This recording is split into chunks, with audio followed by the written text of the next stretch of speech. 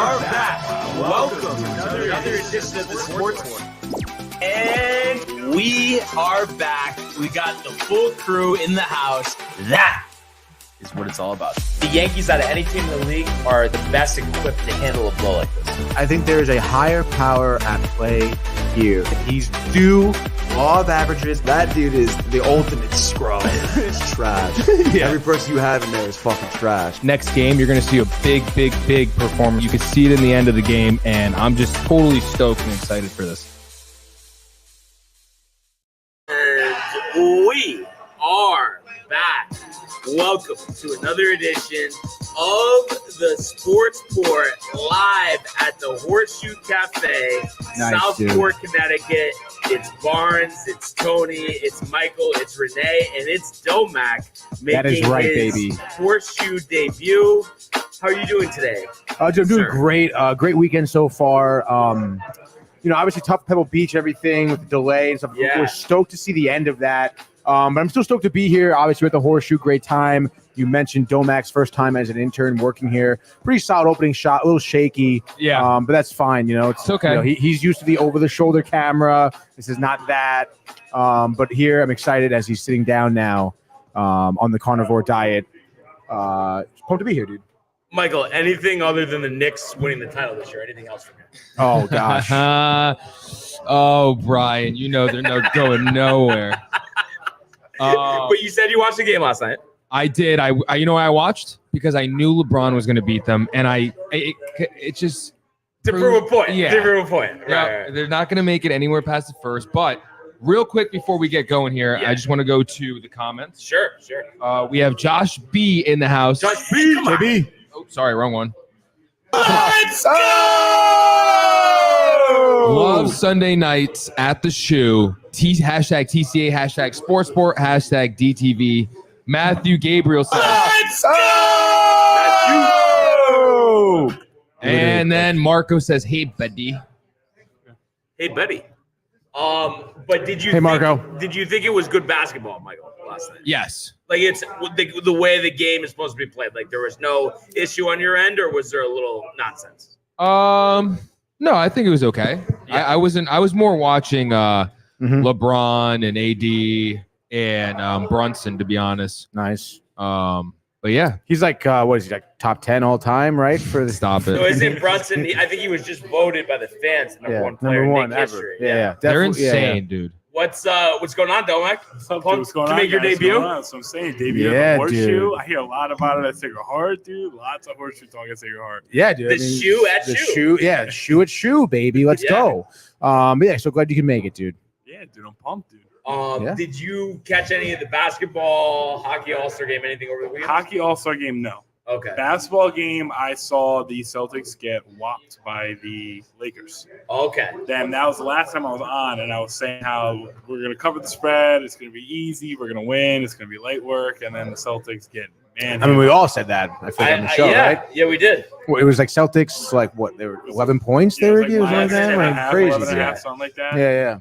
We also take the spread. I don't get like how that happens. Like it's the Missoula ball. We live and die by the 3-pointer, and if we're not hitting our 3-pointers, we're not gonna win because we shoot threes and that's it. I always forget you're a Celtics fan too. Yeah, it's very you're bad. so spread out. Yeah, it's I'm tough so to spread out. remember. It's very bad. Fan. But it's like I would have thought the Celtics would have won if by a lot, even if LeBron and AD played. So the fact that they didn't, but that does happen randomly. And I think it's only basketball for the most part that it's like that when major guys are missing and then the other team still win, or that team still wins the game, even though they're not supposed to. Yeah, I guess so. I mean, I think you're right on that. I mean, I feel like no other sport do we really see like major guys sitting out, Yeah. I'm just, I guess if you're like hurt by the injury bug. And I guess the one like kind of comparison would be like football when the backup quarterback wins. Right. How often does a backup quarterback win a game against a top 5 quarterback? Yeah. I mean, it doesn't usually happen. Yeah, Other I than guess Nick so. Foles against Tom Brady in the Super Bowl. Very true. Nick Foles, who you guy. won on the Jets. My guy, Nick Foles. I can't believe 1 week Super Bowl Sunday. Neither can I, dude. I'm pumped to do some predictions today. Yeah. That's for sure. But yeah, I can't believe it. And I totally forgot too, like the Pro Bowl was today. That's a sore subject. I was watching a little bit of that. Why can't we just put together a regular game and just pay out? You're the NFL. You have all this money. Just pay them out. I mean, honestly, $1 million a player to the winning team. And I was just saying, I couldn't imagine that they make any money on the Pro Bowl. Like, Jesus, it's just a waste of time. I don't know who watches flag football. It's like 60 to 50. I'm watching. Like it's the like fact because they were doing old highlights of like the ESPN analysts when they were in the Pro Bowl, and it, like watching it almost made me like sad. It's like this is what the sport has come to, that we can't even have an All-Star game. I know, like a legitimate All-Star game. Why is there a gap between now and the Super Bowl? It's in the gap, but like, it doesn't make any sense at all because then your best players who are in the Super Bowl can't even partake. The two best teams in the league aren't in the Pro Bowl because you want to put it before the Super Bowl instead of just putting it in like March. Yeah. Like, I don't understand the thought process behind that at all. Like I said, money talks. Just do that. And then I also think, though, put it back in Hawaii because I think that incentivizes the players to wanting to go because, I can have a week in Hawaii. I'll go. You know? Yeah. So I always used to think it was cool because they would coincide amongst one another, and it would be Pebble Beach, like in the Pro Bowl going on at the same time, and like a lot of the football players would choose like either to do one or the other. And like I remember Brady was always in it. Peyton Manning over the years. And speaking of that, we're actually going to get started on this right now. Trivia. We got 2 questions tonight. Let's go, dude. I got some good ones. Obviously, a Super Bowl theme. So the first question here, who has the most touchdowns in Super Bowl history for their career? So not one game, but cumulative. And also, too, this is scoring touchdowns. So passing touchdowns. Like receiving, rushing, defensive. Obviously, it's not going to be defensive. Not spoiling any surprises there. That's a great question, dude. We'll give the answer in like 15 minutes. But any guesses from you guys? I mean, immediately off the top of the dome, I would think Gronk. Gronk? Yeah. That would be my first answer. Renee, guess? Oh, my goodness. Yes. Michael, anything? Jerry Rice? That's your guess? Yeah, why not? All right. So we'll see. We'll give 15 minutes. No, I just want to make sure he was serious. That's your guess? Well, I just want to make sure he was serious. Yeah. In a little bit. But could I actually get another beer? Sam Adams? Renee, kind of works here. Yeah, I know. It's great. Yeah. No, we appreciate it. Well, Renee has experience, right? The pizzeria she worked out. She's been in the industry as well, dude. Pizzeria for? Probably in my junior year of high school. So I did the same thing. I made the pizzas though. Yeah. My senior year. You were working at the counter or waiting? Waitressing with the counter, probably 5 or 6 years. Did you like it at the time? Make money. Yeah. And it was in your hometown. Yeah. I like making money. No. But I'm just saying, the experience, the customers. Yeah. And honestly, in job interviews, people said if you were a waitress, that was one of the top things they were looking for is someone who was a waitress. Because you have personable skills. And you know how to manage. Who said that? WWE said that. Stop it. Said that too. Right. How good is the pizza? Pretty good. Yeah. Buffalo chicken and barbecue chicken is so good. And Tony, the food critic, wouldn't have any issue with it?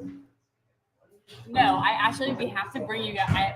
Every time they come to New Jersey, they're like, "Oh, we guys have a pizzeria." Yeah. So next time we will. Vlog. Let's go. Definitely vlog it. Yeah. Let's go. We get Renee actually maybe winning some tables again. Yeah. Wow. That dude. Yeah, let's go. So, first taste of the dry rub here. Very good. And it is spicy. It looks spicy. I see the spice on yummy. Shout out Horseshoe. The spice melange. Yeah, no, honestly, Horseshoe, the food, they kill it every time. Now they put Ocean's 11 on in front of me here. I'm going to be so distracted for the rest of the show, dude. One of the rare movies that I think is really good. Great movie. It really is, dude. No, I'm telling you, with The Sopranos, I know I'm talking about it all the time. Yeah. But it's every spare second I've been watching. Are we on season 3 now? Yeah, we're on season 3. Yeah. All right, I got to try. I'll start up at season 2 and probably catch up. Me and Matt, he's watching it too, so we're going back and forth with the random quotes. I think it's so funny me saying this. It just doesn't seem like something I would do. I know, it's crazy, dude. Oh man! Next Sunday, Super Bowl. Have it on in the background. No, that's one thing that we're not doing. Yeah. This is so random, but we're talking about Super Bowls. Right. I feel like we haven't had this discussion, or if we did, it was a while ago. I know we haven't had it with Domac, but one thing that always confused me, just in terms of how to hold it in history, the Eli Manning Giants years, because you look at it, he wins those 2 Super Bowls, great wins too, especially the first one, undefeated team, all of that. But other than the Super Bowl years, I don't think he won any playoff games. And was a 500 quarterback literally for his career. Right. So, like, I've always thought, they got hot for those runs, but really when it comes down to it, like, he wouldn't even be close to a Hall of Famer if they didn't win those Super Bowls. Like, his stats are very mediocre. Yeah. So, like, how do you guys hold him, like, in history? Like, you think he's, a top 10 quarterback of all time? I mean, top 10 of all time is a little tough, dude. I would say probably definitely top 15 though. I mean, at the end of the day, like he did go on those runs and he was making like crazy plays, dude. I mean, we saw the highlights probably like, I don't know, a couple days ago, against the Patriots where he like the great escape and then the helmet catch. I mean, it was really like just some tremendous playmaking abilities. And again, I mean, you look at some teams today, I mean, you even talked about it. Like, I mean, you use Kansas City this season, for example, they didn't have a great regular season, right? But they turn it on in the playoffs and that's what championship teams and quarterbacks do. They turn it on in the playoffs. So you can't really, take that away from him. At the end of the day, like he did win those Super Bowls. So, and you think he definitely deserved to be in the Hall of Fame? Absolutely, yeah. What about you? Only because of the 2 Super Bowls. Yeah. In my opinion, you take away those 2 years, and I agree with you. I don't even know if people will know him. Because I think my question is too, because obviously those 2 years in the playoffs, everything went right. So if you're an all-time great and you need every single thing to go right to have success, like it seems like then how good.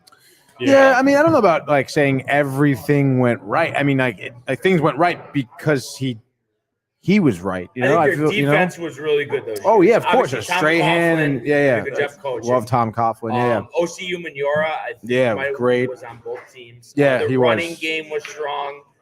Brandon Jacobs, Bradshaw was great. Their 1-2 combination was unbelievable, honestly. How about the chemistry between Eli Manning and Plaxico Burress? Ridiculous. Like, what would have happened if he didn't shoot himself in the leg? Think about that all the time. Changes history a lot. Like how stupid is that, like, dude? We just had the conversation because then we didn't say this on the air, but I don't know if you saw this, but Mahomes' dad just got a DWI for the third time in his life. Third time for him. I just don't get it. You have all this money. Why do you even consider drinking? I don't understand. That is so funny he said that. So stupid. My dad sent that to me and literally texted me, so your son has all this money. You can't just get an Uber home. But he was a baseball player too. He definitely has major league player. player. Even if he did it though, his son has more than enough money to get an Uber home. Right. Oh yeah.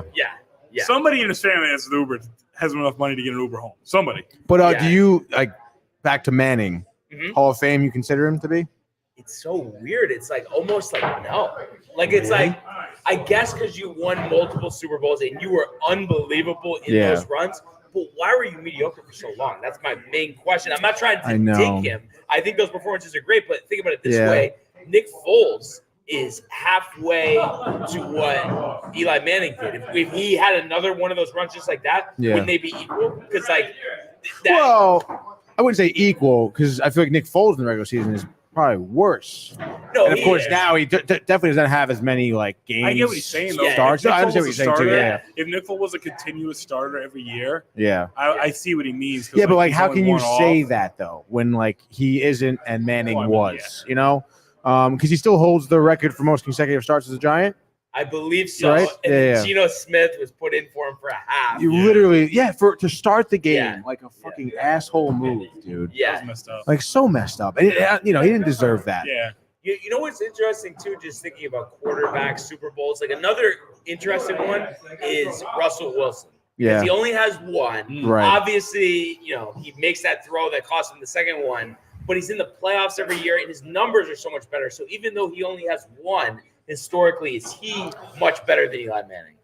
I don't think so. And it's kind of ironic, too, because who comes in and breaks his franchise records? Geno Smith comes in and breaks his franchise records for the Seahawks.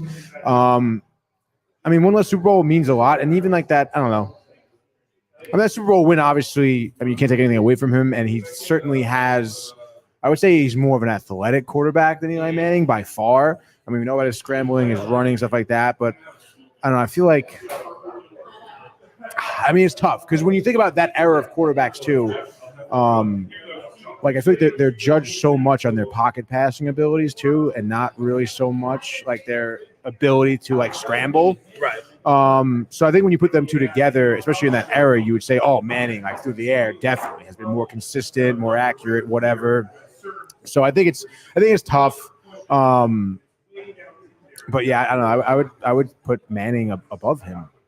You know, especially with how his career is now, though. Like, think about how his career has kind of went down a little bit. But even with it going off, his numbers far exceed Eli Manning's. Yeah, his career numbers far exceed. I mean, it's not even like I don't have it in front of me. I don't need to. I just know one thing specific: win-loss record. He's literally 500. Yeah. Russell Wilson must be 60, 70 games over 500. So that's a big difference. And Josh B chimes in and says Wilson was a better regular season QB by far. What were your thoughts on that? I was going to say, I think that the one Russell Westbrook, or I was about to say Russell Westbrook. Wow, the Russell ring. I think majority of it was handed to him because of defense and because of Marshawn Lynch and Pete Carroll. And I mean, yeah, could you say the same thing for like the Giants? I guess because they did have a good defense and a great run game. But I feel like I wasn't as old, so I didn't get to see it firsthand. This is what I'm being told about Giants, those Giants runs. But like to me, when I watched the Seahawks, like that defense was insane, and Marshawn Lynch was insane at the time.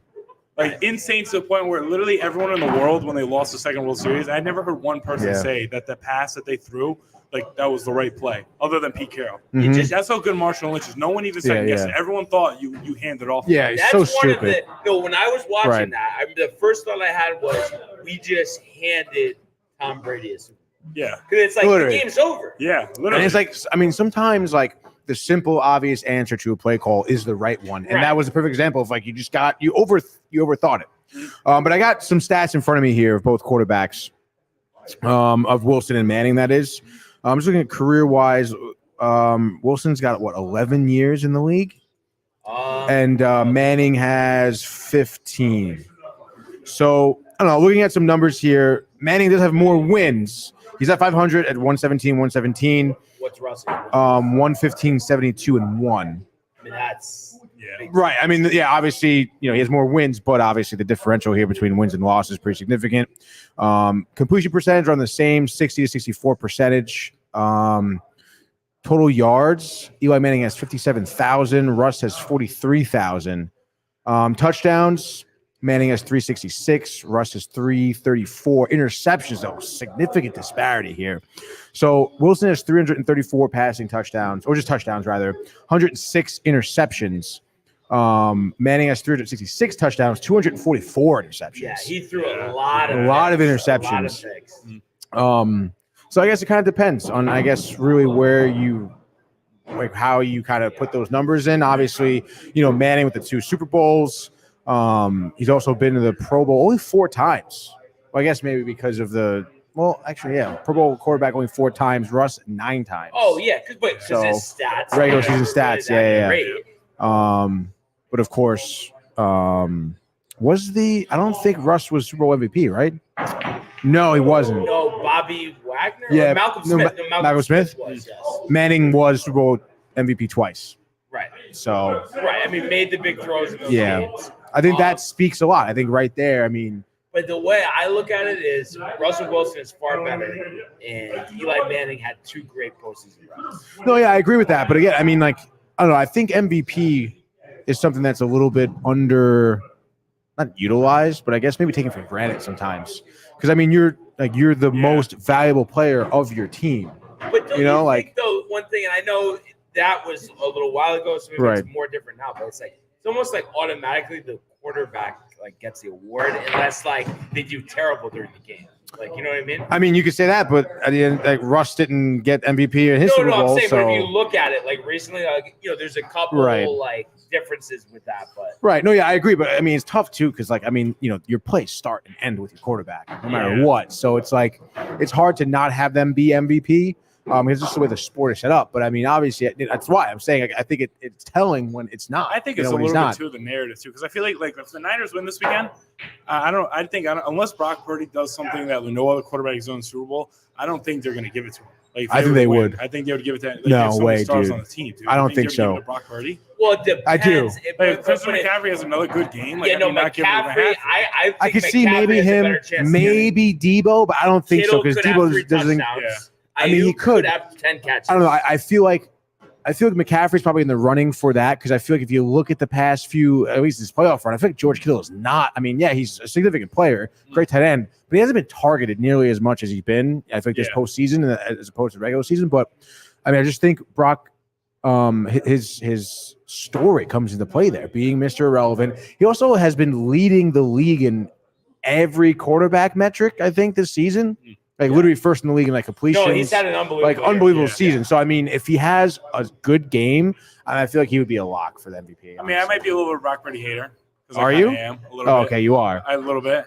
I don't like him. I think a lot of his stats are just given to him just because he has such a good team around him. I feel like you play any quarterback there, I think they could do the same thing. But quarterback? But I think it's one of those things that's like you need to have good weapons to succeed. Yeah. So I mean, it's a little bit of both. But I don't know. I feel like what me and my friends talk about all the time because they try to make the same thing to me about Jalen Hurts, and I don't think so. But they say like if Jalen Hurts and Brock Purdy swap positions, they like teams, they'd be doing the same thing. They look at Jalen Hurts when I always debate with them. They look at Jalen Hurts the same as Brock Purdy, and I find that so disrespectful. But I think Brock Purdy's better than Jalen Hurts. After this year, I definitely can see why someone could say that. Hurts didn't have a last good year, year. He didn't. Not this year, but last year. I mean, the Eagles blew it. Yeah. So. And Josh B also says, when you want the trivia answer, I definitely know it and how many. I know the first two was an ESPN trivia question recently. If any quarterback could do it, there would be no quarterback competition ever. So that's a good point. Any last second guesses here? You guys were wrong. I'm just saying. So I would assume so. All of us, even Michael? Yeah. Jeez. Before we let Josh B tell you. Josh B got it right? Well, he says he knows. What was it one more time? Okay. Most touchdown Super Bowl history career. And it's not passing. Scoring touchdowns. Well, I mean, when you think about teams who have the most Super Bowl wins, Cowboys, Packers, Giants, Steelers. That's what I was thinking. There's another classic franchise that also has a lot that maybe is playing in this game. Niners. Oh, yeah. Niners. Who's on the Niners? It's got to be, yeah. Right now? No. I'm saying. Who would it be on the Niners, you're saying? Who guessed Jerry Rice? Michael. That might be the right guess. I did. No, he said it was wrong, though. Oh, yeah. Yes, you did. I said all you're three of them. wrong. Honestly, it is Jerry Rice. Wow, Michael, let's go, dude. That's awesome. So great job, Michael. But I wanted to see if you guys were going to guess. That's why. But see, I would have definitely not guessed Jerry Rice because you literally said that he was wrong before. Yeah, but if he said just us two, but he knew. You knew that's why I was doing that. Yeah. Just us two wrong. Right. But he also explicitly said all three of us were wrong. So like, okay, it's not Jerry Rice. Who I was like. And we're gonna honestly piggyback these. So second question, this is a tougher one. I'm not sure if you guys are gonna get this. We didn't get the first one. Well, I mean, don't matter. Didn't. So the lowest passer rating rating by a starting quarterback to win a Super Bowl is 22.6. Name that quarterback. And is it within the last decade? It's within the last 20 years. That's 2 decades. I know my guess. You want my guess? Yeah. Trent Dilfer. What's your guess? I don't know because I 2003. I was only 7 by the time I got to 2010. I wasn't watching football like that till like 2012. Lowest passing completion percentage, you said? Passer rating. I would lowest have to say passer rating. Yeah. Because I don't know like any really from the 2000s. I'm gonna say Cam Newton just because I know he. And it's a winning quarterback though. It's a winning quarterback, not just one who played. Okay. Quarterback. Josh B says that's a tough one. That is a tough one. Who won and had a? It almost makes me want to think Eli Manning. Barnes' face. Is that your final answer?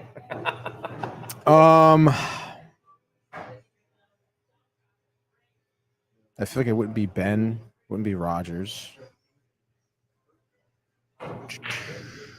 Yeah, I guess. Wouldn't be Tom Brady. Incorrect. And Josh B says maybe Flacco. Incorrect. Yeah. Blue. And I'll give you guys a hint. It's somebody who won multiple Super Bowls. Oh wow. A quarterback that won So multiple there's not that Super many Bowls. quarterbacks the last 20 years that have won multiple Super Bowls. Yeah, I know. It had to be before I was born, or like 2005 to 2000. When the hell were you born? 2003. Jesus. Michael? I mean, I'm thinking. It's I not know, right? Delver, yes. Yeah, it's obviously not him. He only He's won one. multiple Super Bowls.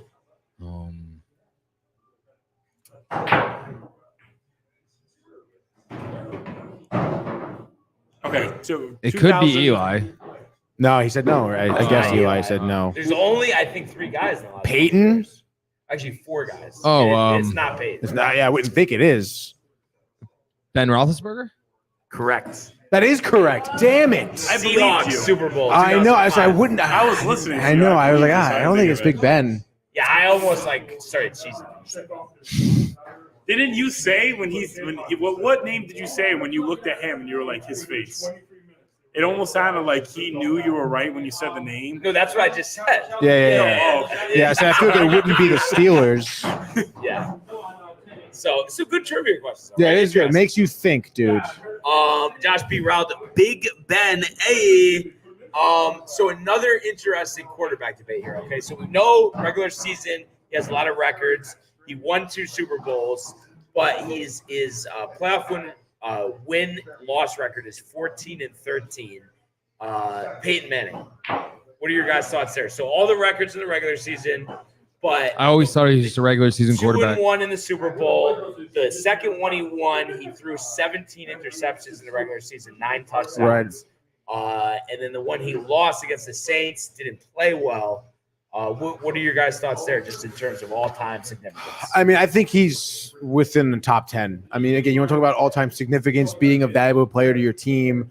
Again, that era where he was a pocket passing quarterback, and he, albeit, yes, he's had down years, struggled with the neck, surgery, stuff like that. But at the end of the day, like that season where he pulled off a Super Bowl win with the Broncos was absolutely ridiculous. I know he didn't play his best. He didn't throw a touchdown pass the whole postseason. Kind of crazy, but still wasn't enough. He, like you said, he's another example of like having everything going right for him. But at the end of the day, you have to set yourself up for that, and that's what Peyton Manning did. He set himself up to win that Super Bowl, and he did. And like you said, he certainly proved himself in the regular season. I think a 2-1 record at the Super Bowl is a good record. Yeah, it's a good record. And I also 2 feel like 2 actually. Sorry, I 2 and forgot the Seahawks game. Yeah. He was 1-1 with the Broncos. 1-1 with the Colts. That's right. I think one issue is like when we talk about certain players, and I feel like it's in any sport like basketball as well. It's like if they're really good in the regular season, really bad in the postseason, we like discredit the regular season. But if they're bad in the regular season, they're good in the postseason, we like get rid of the regular season and we just value the playoffs. I feel like without like if you take away what Peyton Manning did in the regular season, they're not in the position where they're on the playoffs. Right.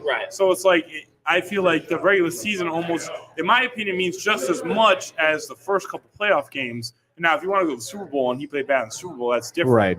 But I feel like with how well he played, and a lot of the times in the playoffs, he was 14-13 because how many times did he play against Brady? Yeah. You're playing against the greatest of all time. So when you're playing against literally the greatest of all time, it's like you have to be better than the greatest of all time to win. Like, sometimes you almost got to take it with a grain of salt. Yeah, that's true. Yeah, I guess it's tough to look at these and not be like circumstantial look at each season, like what was he going up against, what happened around the league, what other teams were looking like. I don't know. I feel like that year he won with the Broncos. He didn't, I guess, have as much of a contribution being injured and stuff like that. Yeah. But at the end of the day, he did come into the Super Bowl game and he did win. Yeah. So, I think you have to, I guess, kind of like Domac said, take certain scenarios with a grain of salt. Because at the end of the day, he won multiple Super Bowls. He was an MVP for his team on multiple teams too. I think that also says a lot. He won a Super Bowl with 2 different teams. So I think that says a lot to his value to the teams. So at that point, it's certainly Hall of Famer. Like he should be regarded as one of the top quarterbacks ever. Yeah. But I think though the standard that he set in the regular season was far missed in his postseason career. Yeah, I think so. But again, looking at his career too. I mean, his rookie season, I think he led the league in interceptions too. I mean, he wasn't a great quarterback to start out. It took him a few years to develop himself. I mean, again, like to have that, I guess, resilience and eventually like molding himself to be a franchise quarterback. Man, that says a lot for his career. I don't mean it to sound like I'm disparaging him. I just think if we look at how he's performing, you almost look at it like Patrick Mahomes, for instance. Yeah. So Mahomes, like if he were to only win 2 more Super Bowls, we would say, wow, like that's a failure. And like, because he's so amazing, he makes every throw. Mm-hmm. When we were watching Peyton Manning, it was the same thing. So for him to only win 2, and the last one, him like be kind of on his last leg, carried by the defense. To me, that's very disappointing. Yeah, I guess so. But at the end of the day, I mean, you have to kind of recognize that it is so incredibly difficult to win a Super Bowl. I was going to say that. Let alone multiple, I mean, how could you not, these guys like Patrick Mahomes, regardless of how his career ends up, down the long haul here, I mean, like, he's had such an impact for his team, an impact for the Chiefs. Like, he is going to be a Hall of Fame quarterback. It's just that it's already going to happen. I kind of now forget what my point was going to be. Oh, none of these quarterbacks should be, I feel like, they definitely shouldn't be in the Hall of Fame. Like, every quarterback we mentioned, deserves to be in the Hall of Fame. They have showed their impact on teams. Like you said, I mean, they hold records for franchises. They've won Super Bowls, MVPs of the Super Bowls. I don't really think it's any question that these guys shouldn't be in the Hall of Fame. I also feel like a part of it, the Hall of Fame term, I feel like you're just getting thrown around for any player that's a little bit of success. I mean, I know, especially for NBA. I mean, now I don't know, maybe in NFL they do it fairly, but I feel like in the NBA too, like in the NBA, if you have a couple good years and like really good years, they're like thinking you're just like a Hall of Fame player. And I just feel like you need to like stop letting so many people in. Yeah, I mean, I guess so. I mean, I don't know so much about the NBA Hall of Fame. Now, but I'm not saying the people we've talked about, they're all Hall of Famers. Right. I just feel like in general. Like we throw around the saying you're a Hall of Famer so much that like some of these debates are like almost obvious. Like, it's almost so obvious where it's like, why are we debating this? Because like we're just throwing around the word too loosely. Right. Yeah. It's tough because like I don't even know like what is the standard of that's what I'm saying. The Hall of Fame, like is it just like win a Super Bowl? It seems multiple Super Bowls for a quarterback unless they have very high regular season success. Right. So do you think if Eli Manning just won like 1 Super Bowl, it was against the Patriots, still same deal, wouldn't be in the Hall of Fame? Jim Plunkett has 2 Super Bowls. He's not in the Hall of Fame. Technically Phil Simms does too. And I know he got injured the second one. Another interesting one here is Drew Brees. So 1 Super Bowl, 9-9 in the postseason. But all those talented Saints teams only get it done 1 time when he's there for 20 years, whatever it is. Like great regular season numbers. I mean, again, you would have thought he should have won more than that. It was just like fantasy. He was like the biggest lock for 10, 15 years. Yeah, very true. Of like just going off every season. Always 4,000, 5,000 yards. 30 touchdowns, 40 touchdowns. I mean, he was unbelievable. Yeah, I guess. Drew Brees is a tough one. And I mean, Drew Brees is a tough one because, again, I mean, you want to look at like the teams I guess he kind of had to get through to get to Super Bowls. I mean, I guess being in the NFC, I mean, you have the Niners, the Cowboys, and he only the went Eagles. To 1 Super Bowl, too, which is very similar to Rodgers. Yeah. You know what I mean? All these years in the league and only getting there once and winning, but only getting there once.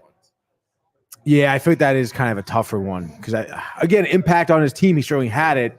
Yeah. Being a smaller quarterback too. I mean, he was at a little bit of a disadvantage, but I feel like coming out of the NFC, I feel like he could have done a better job, I guess, in terms of getting the Super Bowls, right? Yeah.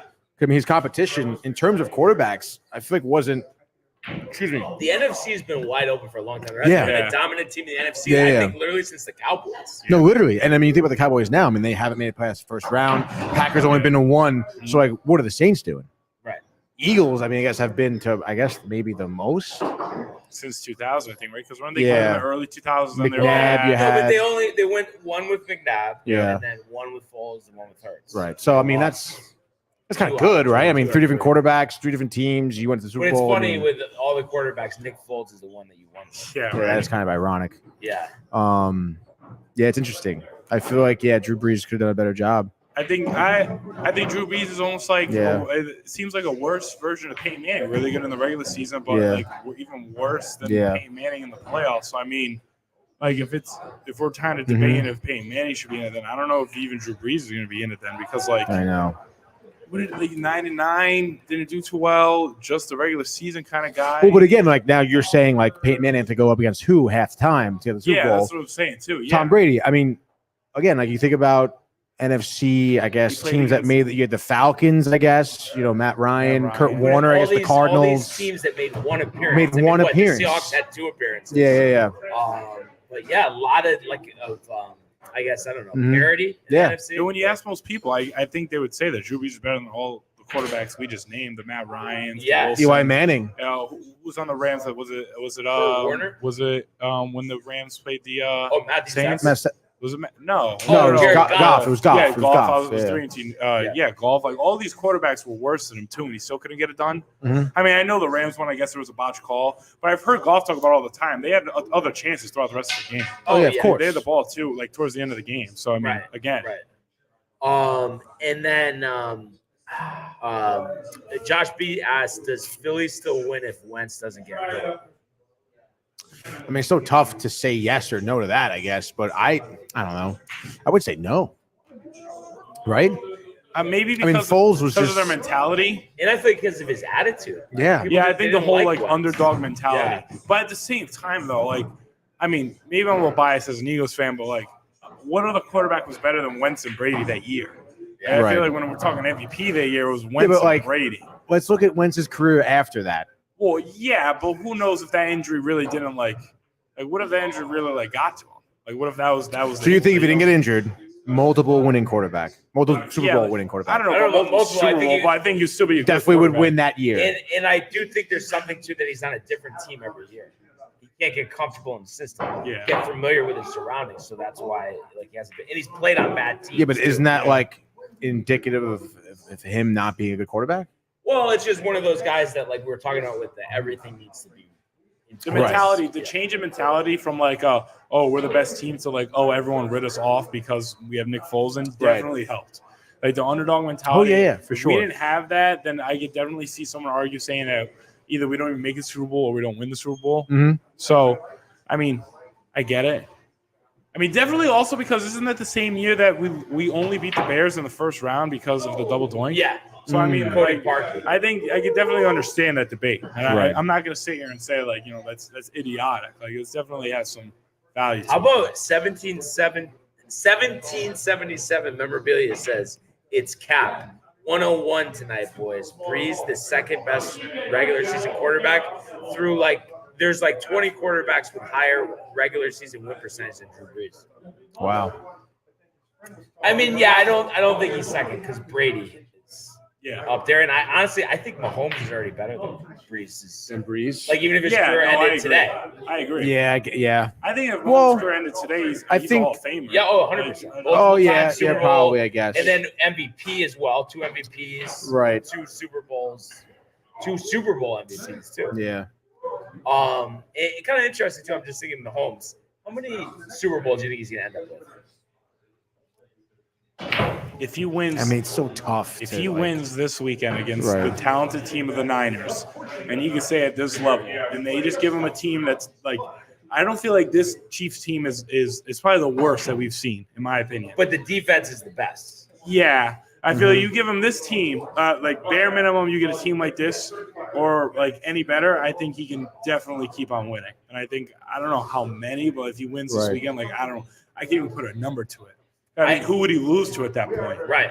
I think he's going to end up with at least 6. I mean, especially if he wins this weekend, he's already halfway if he there. has this many in such a short time so far, I definitely think he can hit close to Brady's numbers. 6 definitely seems reasonable. Yeah, I think so too. And again, you want to think about, let's say his career lasts for 15 years. Let's just crazy to think about. Which is crazy to think about. Is he 27? 28 now? He's 28? I think so, yeah. So if he's 28, I mean, I think he's definitely got I think he's going to play for 40 at least. If I'm 12 years. If I'm him, I'm calling Brady and I'm figuring out every single thing he did to play as long as he can. Because if he's able to play as long as Brady and to the same standard, if he repeats like kind of what Brady does, because it looks like he's gonna, I think he could break it. But I think it's insane that we can even like we're predicting 6 or 7 because like I feel like before Brady, if we said that about any quarterback, you'd be like, dude, that's never gonna. I know. I mean, it's so tough to figure like I guess try and say how many because again, you think about it, if he plays till 40, so it's 12 more years.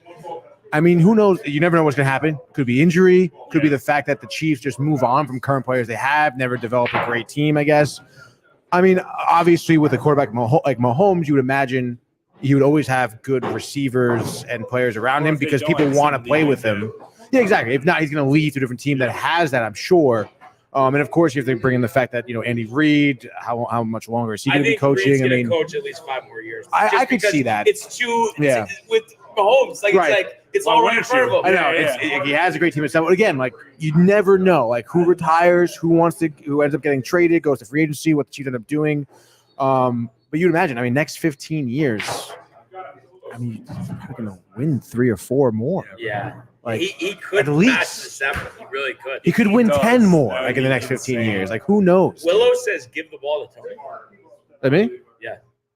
And then I don't know who Willow is. And then we got some other stuff here too. 1777 memorabilia, Big Ben, Wilson, including Denver numbers, Rodgers, Elway, Steve Young, Favre, and so on have all have a higher winning percentage than Breeze. 49ers, and then Willis says 49ers winning for sure by 2 touchdowns, winning for sure by 2 touchdowns, you fools. 1770 memorabilia says bang bang. Josh B says if you base it off that one stat, sure, I'll give you that, no question. I shut my mouth. And then 1777 memorabilia says the win and loss is the most important stat in the NFL because it crosses different eras. And then Josh B says won't argue that you win, LOL. There's a lot going on right there. I don't like 2 touchdown win is crazy. I think it's important to a certain extent, but I think sometimes it's not like all on the quarterback. But at the same time, if you are supposed to be an all-time great and you're like around 500, I think you come into question. So it's like impressive that the guys played 20 years and their winning percentage is 700, 800. That's insane. Like what Brady has, what Rodgers has a really good one, of course, Mahomes. It is impressive. I get it because at the end of the day, at the end of the day, when the game just started, it was about wins and losses. So I mean, that's the most important one. So I can see where he's coming from, but nowadays, with all these other stats, it's like you have to tie them in. You can't just look at wins and losses. You can't. So if you're going to do that, if we have a mediocre quarterback who had a defense that was phenomenal for 10 years, and he has 100 wins and 20 losses, because he has a great defense. Yeah, like you said, especially when you were trying to, I guess, gauge on how good of a quarterback he is specifically. I mean, wins and losses. Obviously, he contributes to wins and stuff like that, or can contribute to losses. But at the end of the day, I mean, it's the whole team that has a win and loss record, not necessarily just him, You know what would be an interesting stat to look up? I feel like it's been a long time since there's only been one quarterback in the whole league with multiple Super Bowls. There's only Mahomes. Think about because growing up, Manning in the league, Brady in the league. Yeah. You know what I mean? Big Ben. It's very Mahomes is. Russell only has the one. Yeah. Oh, really? Yeah. Because he threw the ball at the goal line like an idiot. Oh, wow. Because the Pats lost. Yeah. I could be wrong, but isn't the league also quarterback-wise a lot younger, though? Yeah, I guess you could say that. But I also do feel like the generation in between where Mahomes is now and then the Peyton Manning, that generation wasn't that good. They were kind of disappointing if you think about it, because Manning generation. Because there is an age gap between that generation and Patrick Mahomes. All those other generations in between, no one really kind of stood out and dominated. Everybody just would get one Super Bowl. Right. No, yeah, you're very true. Very, very right. And it's kind of interesting too to think who's going to be who in the league right now is going to be the next guy to have multiple titles. Up until 2 weeks ago, I was going to say Lamar, but after doing what he did I'm not sure he's going to get one. Yeah, no, after doing what he did again, I don't see him ever. I don't know. Yeah. I mean maybe Rodgers, but that'll be maybe Rodgers, but probably not, honestly. I would think, you think of all-around team with talent, you probably look at Brock Purdy.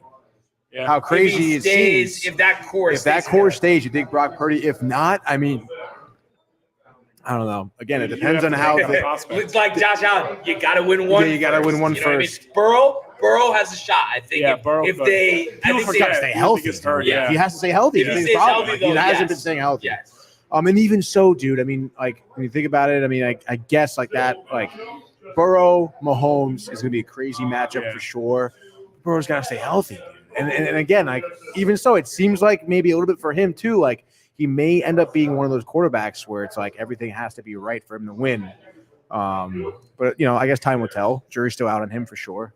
Imagine could Justin Herbert end up being that guy with Harbaugh? True. Yeah, could be.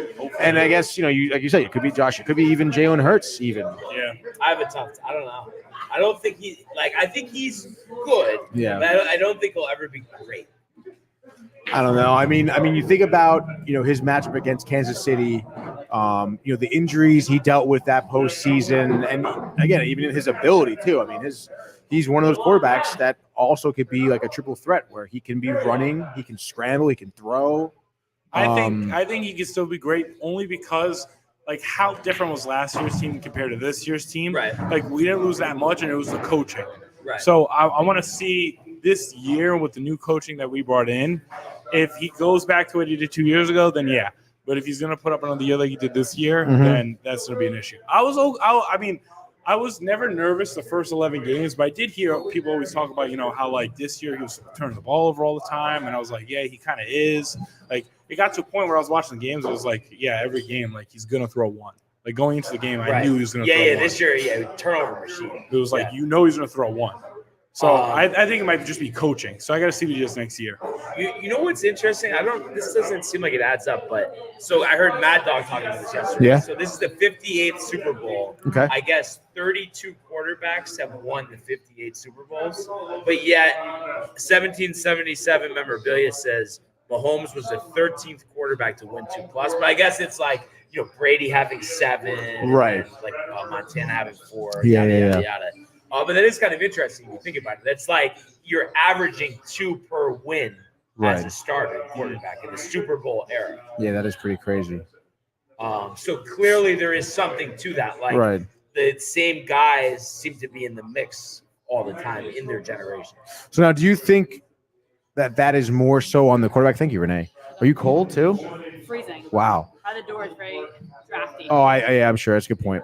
Do you think like the fact that there's a lot of quarterbacks that have multiple Super Bowl wins, is that more so about like the franchise? Or I don't know, I was like, wow, you have 2 beers? Or do you think it's more so about the quarterback? Like, what does that say? Both. I think the franchise can help them out, but like Aaron Rodgers, I don't want to hear it. I know they could have done better and had better defenses over the years and stuff. Yeah. But overall, we would say they had some really good teams with the Packers. Right. And to only get to one, I think that's like embarrassing. What Super Bowl winning team do you think there was that it was clearly because of the quarterback? Like the team wasn't that great. Brady. Which year? Any like what? Like a good amount of years. Really? Honestly. Yeah, like just as well. And I think more so, I guess, what I'll say is more so when he was younger. Because he would win. He won the game against the Rams. I think he threw for 165 yards. But the defense was great. But they never drafted any receivers and running backs in the first round. It was all like he made those guys. So I think that is a pretty good example. And I also think, but also, how many times can you take the quarterback off the team and then they still win the Super Bowl? There's not many people who could do that. Like the Broncos come to mind, and the Ravens with Trent Dilfer. Right. But there's not too many. Yeah, it's crazy. And then 1777 memorabilia says, yes, it's on both, but the quarterback has big-time responsibility. He can find a way to win the game when the team played like shit, which is true. Yeah. The great ones definitely do that. And we were kind of talking about this quickly, and I know there's a full offseason ahead, a lot of moving pieces. But like what we were just saying with Rodgers, how do you guys see that playing out? Like, is it realistic to think that they actually have a legit shot to like get a run next year? I thought so. Yeah. The defense is good, but is it solid. though? Is it that great? Honestly, dude, No, I it's think good, but it's when not. you It's have not to- 85 Bears. That's what it is. Well, yeah, I think obviously. it's good, but when you have to play 70% of the game because the quarterback's Zach Wilson, you go 3 and out every single time on offense. Yeah. I mean, your team's gonna be tired. I mean, I don't know, dude.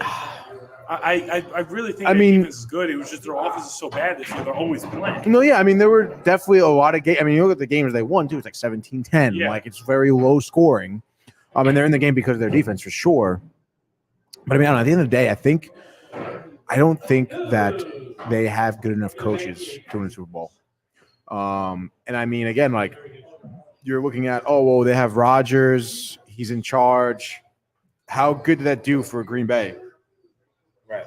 Like, honestly. They never got over it. They never really, like, went over that hump. But was their defense ever that good? Like, compared to the defense One now? top 5 defense. Do you think the Jets have top 5 defense, like, by far? Next year, I think, yeah. Definitely a top 5 unit. Yeah. With a better offense, yeah. Yeah. I mean, I don't know. I mean, I guess we'll see. But I think that this season has been, like mentally very bad for the Jets. Because I feel like there's a lot of uncertainty, probably a why they lot got of so people mad who are about it second this guessing year. themselves. Who? Like the Jets fans, like you lost your star quarterback. You had Zach Wilson the year before that. Zach Wilson was like, it wasn't like he was good last year or the year before that. Yeah, but it was just the fact that it happened so early that Well, I get you're Jets upset fans about are the tight. injury, They but you didn't gotta make a pack it up. move. You pack it No, up, that's what I you mean. know what I'm Like, it just seemed like the Jets didn't really like. For the most part, I feel like Jets fans are tight that they didn't move on from Wilson right away. Like, why not go out? For who though? But What do you mean for who? Like who'd you move on for? But Oh, no, well, I they mean, you should could- have just brought in anybody. And the fact I that they guess. just brought in Trevor Siemian was embarrassing. But I feel like that's also like a bad narrative of bringing in anybody. I mean, we just talked about you can't replace any quarterback with anybody the in the thing is, Super there Bowl. I was mean, a it's just lot not of quarterbacks available with starting experience, and they chose not to Right. pick those guys up. And that's the embarrassing part. right. And other teams did. But At I the same mean, time, how you bring many? them in, you bring them in, and then what changes the expectations? Like you bring Nothing. in, like you know what I'm saying? Like are you expected to win the Super Bowl now? They Do you could bring have a no. starting They level could have brought in quarterback, you know what I'm anybody else, and they'd be in the same spot. It'd be the same 2 teams Super Bowl this week. Like, I don't think there was no shot of them. I mean, ever maybe they winning. might have a better chance at the playoffs, but like at that point, like in my opinion, I'm all for packing it up. He got hurt. Yeah. It is what it is. Like nothing you could do about it. He got hurt on the fourth, Right. like the fourth play of the game or something like that. Right. Like Literally, yeah, Like- probably, yeah, second, fourth play. I kind of want to bring in Michael here for a second.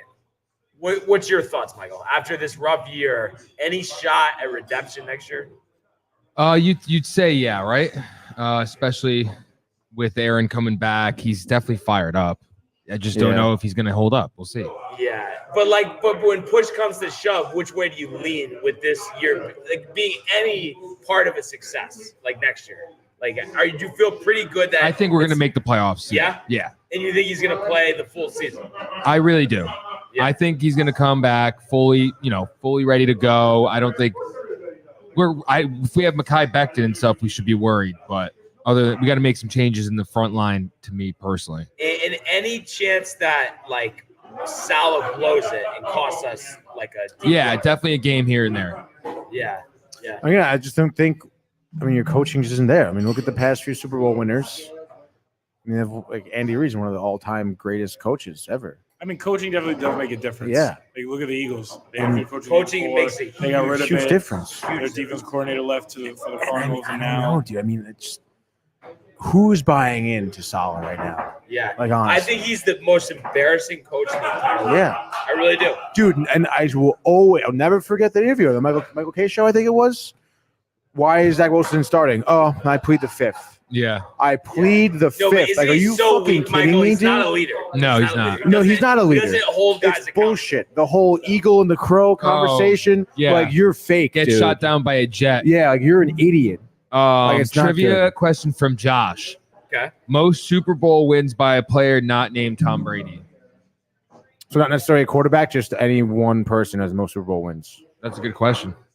Wait, so can you say it one more time? It's up on the. I would say Okay. it's most Super Bowl wins by a player not named Tom Brady. I would imagine. I mean, he specifically. I think he would have said quarterback if he meant quarterback. Yeah. So, Yeah, he's, because I mean, he's saying. Oh, okay. no, I was just gonna say quarterback. I have the answer. Is Montana, but No, it's not just quarterback. Yeah, Yeah, it's I it's don't- any player. player. I'm trying Any to- player. Jerry Rice. No. Gronk, maybe? No. I mean, how many does he have? No. No, it's not Gronk. Is it somebody that Yeah. No. is a Hall of Famer? Maybe. Let me see. Tell me the name. I'll look it up. No. Oh. Is he still playing right now, this guy? Or you look it up. I think Brian's Googling it right now. No, I'm not. He's texting Josh. I would have to assume it's He's definitely not a Hall of Famer. someone that He's was not a obviously Hall on of a Famer, dynasty so it's some team scrub. that stayed on the team for at least 4 or Yeah. 5 years while they're really good, and then if anything, Dude. maybe left the team. So you think it's someone who's been on the Patriots for a long time with It's Brady? gotta be, right? Who else was it? Who else is on the team? I don't know. Nobody Defensively, was Strahan has Matt 2. Slater? Is it Matt Slater? Nope. But he maybe was. kickers. He's up there. Yeah. He's got Who's the He's kicker like a for kicker, for the yeah. Patriots? Terry, but then No. they Oh switched no, to they had to Gostkowski. yeah. So it wouldn't be the ski man. And skill players, no one stayed like the whole. God, He won it in 89, 90, 93, Oh, 94, shit, and dude. 96. So it's a Dallas Cowboy, or no? I don't know. Cowboys won in '97, right? With I'm bad at this stuff. 89, I'm bad at 90, this stuff. 93, and 95. So it's And 4. it's not Jerry Rice. Nope. It's gotta be obviously someone on that. Dion. Nope. I don't know. Oh, Josh B says defensive player for example. I don't think we're gonna that's get it. It's Yeah, over we give now. up. What Yeah, is it? defensive Charlie Haley. Okay. I think Charles he played on the Haley. Cowboys, didn't He did. Okay. He just had his birthday January 31st. Oh, wait, no. He was inducted. Hall of Fame inductions. Oh, he was. Yeah, he just was before our time, Yeah. so we just are not familiar. Yeah, tell Josh to. I guess he is in Where the do you Hall of find Fame. that one? Huh? He is in the But- Hall of Fame. But back to what we were talking about with the coaching, I Yeah. think we're going to see like a perfect example is what the chart. I know I keep hyping up the Chargers, but I don't see any way they're not a 10, 11 win team, and most likely they're going to win a playoff game next year from a 5-win team the year before with mostly the same nucleus next year. No, yeah, I agree with that. I mean, we've talked about it all season so far this year. The amount of talent they had, but the lack of coaching. I mean, it should be interesting to see how Harbaugh Any chance simulates. they win the division over the Chiefs next year? I know it's again the offseason. I don't know. I I don't know, think just that's because so early in the tough, season dude. they're probably still gonna like figure out what they're like, who they are, what they're doing, like Yeah. chemistry. So because of that, I don't think so. Maybe in 2 years, Yeah. just because like they'll know what they're doing going into the season. But no, I think the Chiefs would definitely still win. I mean, it's it, tough but- too. Who again? Like Chiefs win this year, maybe Kelsey retires. Different looking team. Yeah, you never if know. Kelsey- I'm Retires, but- convinced if they win, he's going to retire. And they're going to go on the podcast together. Yeah, I would too. I mean, again, like I don't know. I mean, Kelsey's great. He's 36, I think so. right? He's up there in age, and I mean, I don't know. I feel like any good athlete is going to want to like retire on top. Like you win the Super Bowl, like why not? Dude? Just like retire. And that's How many it, more dude. years do you think he's the top 5 tight end if he wanted to play 3-4 more years? Like, do you think he would be the whole Yeah, time or not? I think so too. I mean, again, like you think of other teams too, like 34. 34. Just because, Okay. Yeah, just because the competition too. Like who? Who else? And what other team really utilizes their Yeah, tight end like the Chiefs? do. And like honestly, like you would say maybe the Niners, but not even Yeah, They don't because they have so throw many to other Kittle targets, enough. dude. Yeah, they, He's nasty though. Kittle is great. Yeah. Love Kittle. But I mean, like, what other tight end really in the league right now are you thinking like, oh, like he's like a Mark great? Andrews when he's healthy. But there's no better route runner Oh no. than Kelsey. No. There isn't. Like there's no one else is gonna get as many targets. No one else is gonna have as many Yeah. catches. I'm blanking. Like who else is like the of the Because best? Dallas they're all- 'cause Goddard? they're not that- Dallas Goddard now, but that's just. I Yeah. mean, he's Pitts good, but sucks like that's last year. because there's no one else. Right. It's them two and Dallas Goddard. Yeah. I'm trying to think. There's got to be other. Um, I think Dalton Kincaid will be. Oh yeah. He obviously isn't Yeah. there yet. Mm-hmm. TJ Hawkinson Yeah. is up there. I don't know about. Sam Laporta actually is. Yeah. Oh, Sam true, yeah, Laporta. What about Say David about that. Njoku? David Njoku is actually Njoku. very good Okay. and underrated. I think like this year he really like showed like wow, Yeah. this guy is talented. Dallas Goddard. And a couple things here Said that. from 1777 memorabilia. I don't think Chiefs will win the Super Bowl. Chiefs should have lost to the Bills and Ravens. Problem is the 49ers defense has gotten torched the last 2 weeks. Based on the line, I'd go San Francisco, which last time I checked was -2. The Ravens tight end, when he's good as healthy, Mark Andrews, like we were saying, What do you think about what he said, though, about how the Chiefs should have lost those games, but the Niners defense getting torched? What are your guys' thoughts on that, just in terms of for this matchup? Do you think that has any? I think Chiefs should have lost. Yes, I agree with that. But but could we say that the Niners should have lost, though? Because they were getting crushed by the Lions, and the Packers blew the game. So both games, I think they should have lost as well. Yeah. You could argue that. I mean, I feel like the Niners did a poor job in starting both those games in terms of coming out like ready to go, hot and heavy sort of deal. And they kind of had to climb their way back, rely on some mistakes of the opposing team for sure. But I don't know, man. I feel like the Niners this postseason have shown more of an ability to score than the Chiefs have. I think because of what they do in the first half and how slow they've been, the Chiefs are going to capitalize on it. Mahomes is going to capitalize on it. And I think come the second half, it's just going to come down to Mahomes has been there and done that, and he's just going to be able to get it done. Yeah. If the Chiefs have the lead at halftime, I just think I don't see Mahomes giving that up. But you could have said that with the Niners in any game they had too, where the Niners never been there before. The other teams they played have, and at the end of the day, the Niners were coming out victorious. So I think they still have the ability to come back. I think the Niners will have the ability to come back. Yes, but their quarterback, right? The quarterbacks are playing against Jordan Love and Goff. Jared Goff, right? Now I'm not saying they're bad. Right. Love could be good soon. Golf is solid, but it has Mahomes. I know, I understand that, but I don't know. I mean, I understand Baltimore had a great defense too, but the Niners have a phenomenal defense, and they didn't score. The Chiefs didn't score in the second half against Baltimore, right? It was 17 in the first half, and then that's it. They could have scored that last drive. They didn't need to. They just got the first down and ran the clock out. But I mean, I don't know. I still think Mahomes getting shut out of a playoff game. But also it's the Ravens, and I think the Ravens defense is a lot better than the Niners. You think a lot better? A lot better. The Niners defense, like he was just saying, is beginning. I think the Niners' defensive issues is more glaring than the Chiefs' offensive issues in the second half against the Ravens, especially when I watched that Lions game, I thought the Lions, I thought it was even through the third quarter, I was like, all right, this is over. Yeah, but again, I don't know how they came back. I don't know. Second half, I think they gave up a touchdown, right? The Niners defense in the entire second half against the Lions. But all I think what we're both trying to say though, if you do that to Mahomes, you're not winning. Yeah. You have to have the lead. That's the only way to stop. I don't think so. Though. You can't but think about it. Just try to think about a scenario where he had a decent lead and then blew it. So you're telling me? Mahomes, you're saying? Burrow, I guess that was probably the only time in his playoff career. So you're going to tell me if you replace the Lions with the Chiefs up 17 in the second half, Mahomes loses that game to the Niners? No way. Well, they weren't up. Oh, you're saying okay. I mean, again, maybe. I mean, what the Niners scored? The Niners scored 27 points in the second half. 27 points. Yeah, but Mahomes won't let that happen. I don't know. Mahomes doesn't play defense, though, Matt. He'll run the ball. He'll have longer drives. Will he? Yeah. I feel like he hasn't scored a ton this postseason. I feel like their offense has not been that great. I mean, his offense definitely isn't as good as it used to be. I don't know. I feel like the Niners have better offense. I don't think the Chiefs defense is gonna have an answer for Debo. I think again the creativity of Shanahan too. I mean, the Chiefs defense is shown to have the most answers for talented receivers. They always shut them down. Snead at cornerback is unbelievable. Yeah, but I don't know. I mean, I love Snead, and he forced a fumble, right? The pressure on the line. Love that, but again, against the Niners, who they haven't played this season, right? I don't know, man. I just don't think they're going to have an answer. And one thing, too, and I know my whole thing is I just Jeff? In Mahomes, so I'm always going to side with the Chiefs. But one thing you have to keep in mind, this is a trend I think that the NFL has more than any other sport. There are certain teams in the playoffs that lose certain spots every single time. Mm-hmm. And the Niners have lost a ton of big games over the past 10 years. Mm-hmm. The Cowboys, same thing. The Bills, the same thing. The Ravens, the same thing. You know what I mean?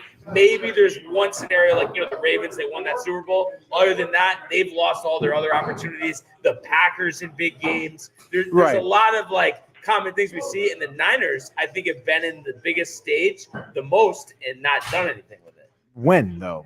When is this? No, but this Niners team under Shanahan with Purdy having all these different players. I mean, they have a full team, dude. But they've had Kittle and Samuel for a long time now, and Bosa. But Caffrey is different, obviously. He does bring another element. I just don't think you're large understanding element, who Patrick Mahomes is. Also, yeah, that is a big people part. like some people are sitting here debating like him and Brady, and he's not even done yet. Yeah, It's I like, understand that, but I think you're putting him I on don't a think you little do, bit of an though. untouchable pedestal right now. Because he really is unbelievable. That's He what I'm can saying. do anything. And I don't know if there's any other player in the league that you could look at and say that they have no flaws See, and that they can do anything. I don't think he can do anything. What I'm can he not, do? not arguing that he can. I said he can't play defense, and I think the Niners can score more than the Chiefs. Like I just think that's what's going to happen. I think the Niners are going to be scoring on almost every drive, dude.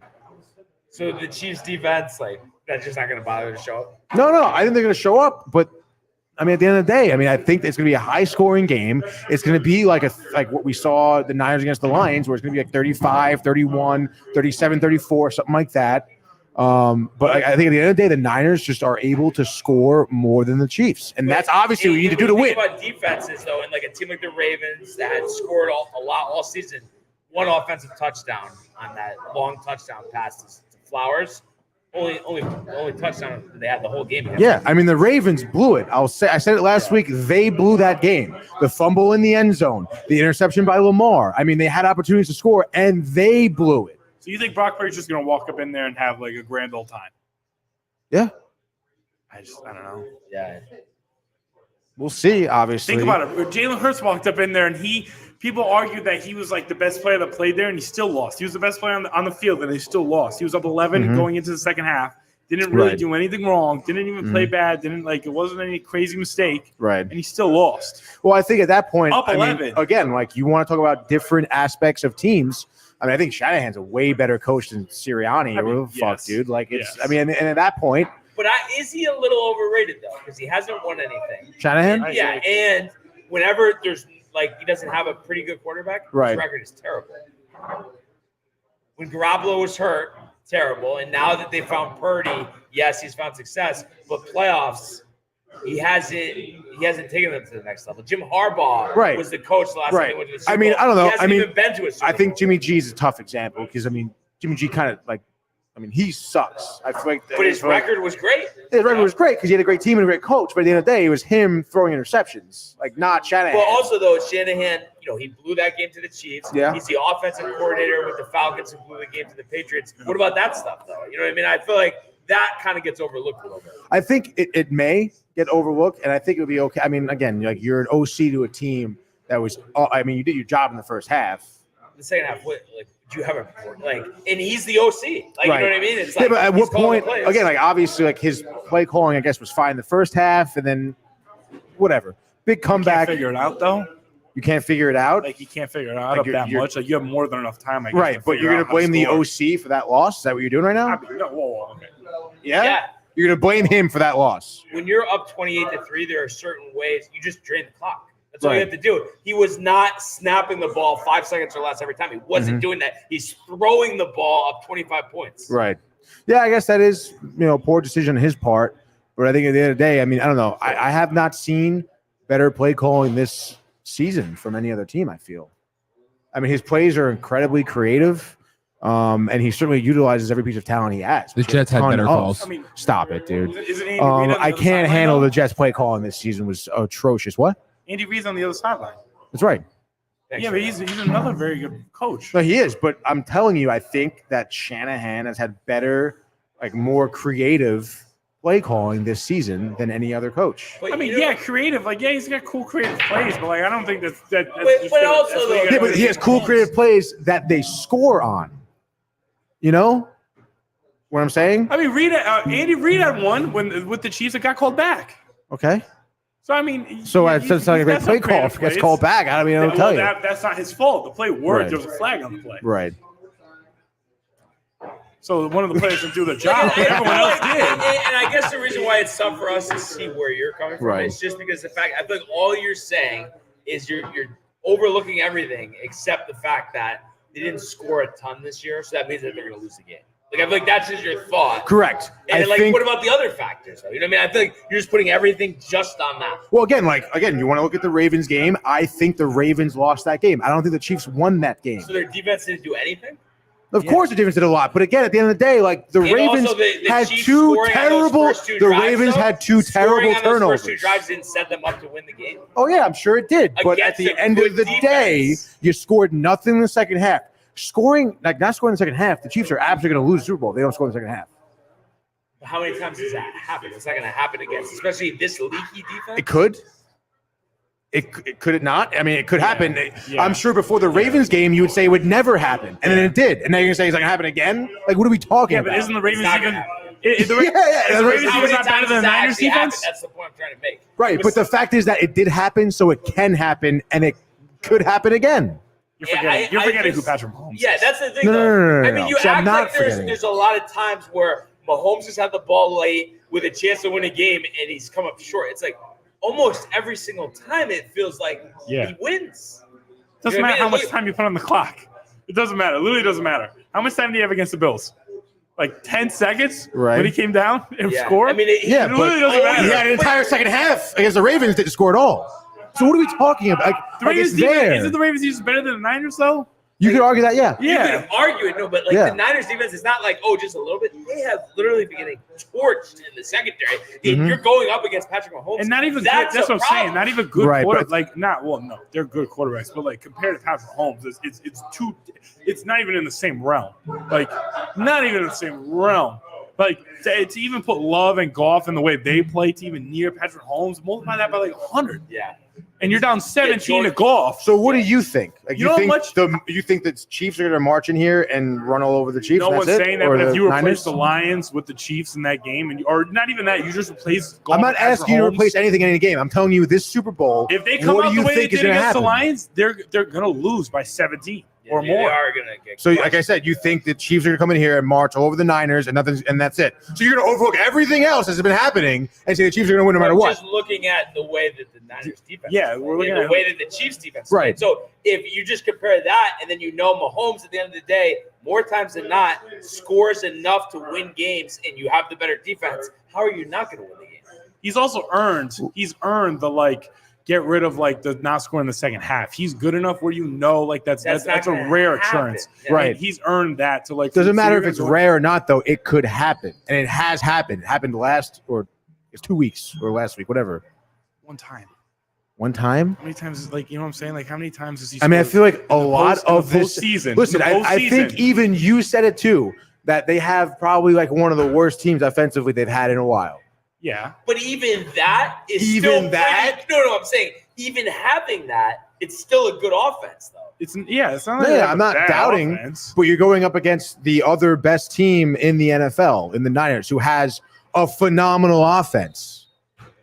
Right. Arguably better receivers downfield over the middle, a great offensive line, a quarterback that has been using his legs. That, again, I cannot stress enough, leads every quarterback metric in the league.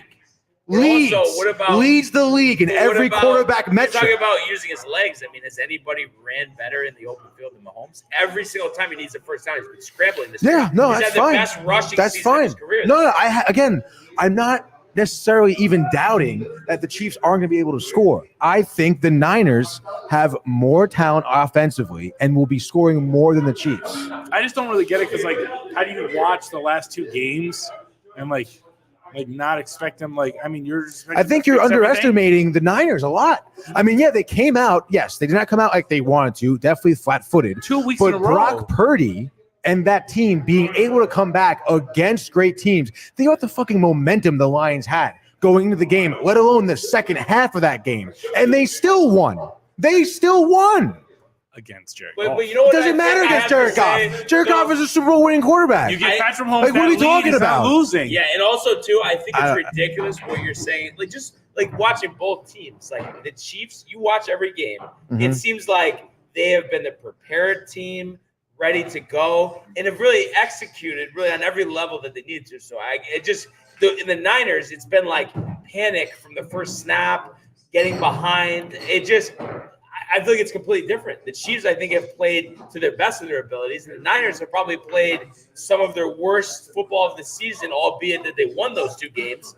It's been one of the more inconsistent runs that they've had the last couple of weeks. I mean, I guess so, but I mean, I feel like the Chiefs have like played some of the worst of their football towards the end of the season. If it's tied, I mean, they lost to the Lions, right? They was tight against the Jaguars. Lost to the Lions week 1. So I'm just saying though. All right, down the stretch of this, but even so, like they lost to the Raiders, I think, right down the stretch of the season. But also, though, too, I'm confused. They lost to the Bills down the stretch of the season too. That they shouldn't have beaten the Bills. Like I feel like they played a great game against the Bills. What did they do that they shouldn't have beaten the Bills? I don't understand that.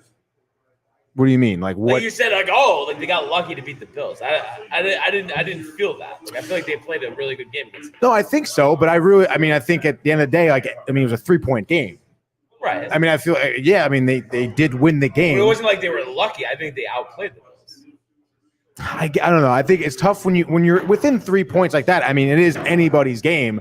And I think at the end of the day, I mean, I think that's another type of game where Josh Allen kind of blew it. I mean, I understand Kansas City did a great job.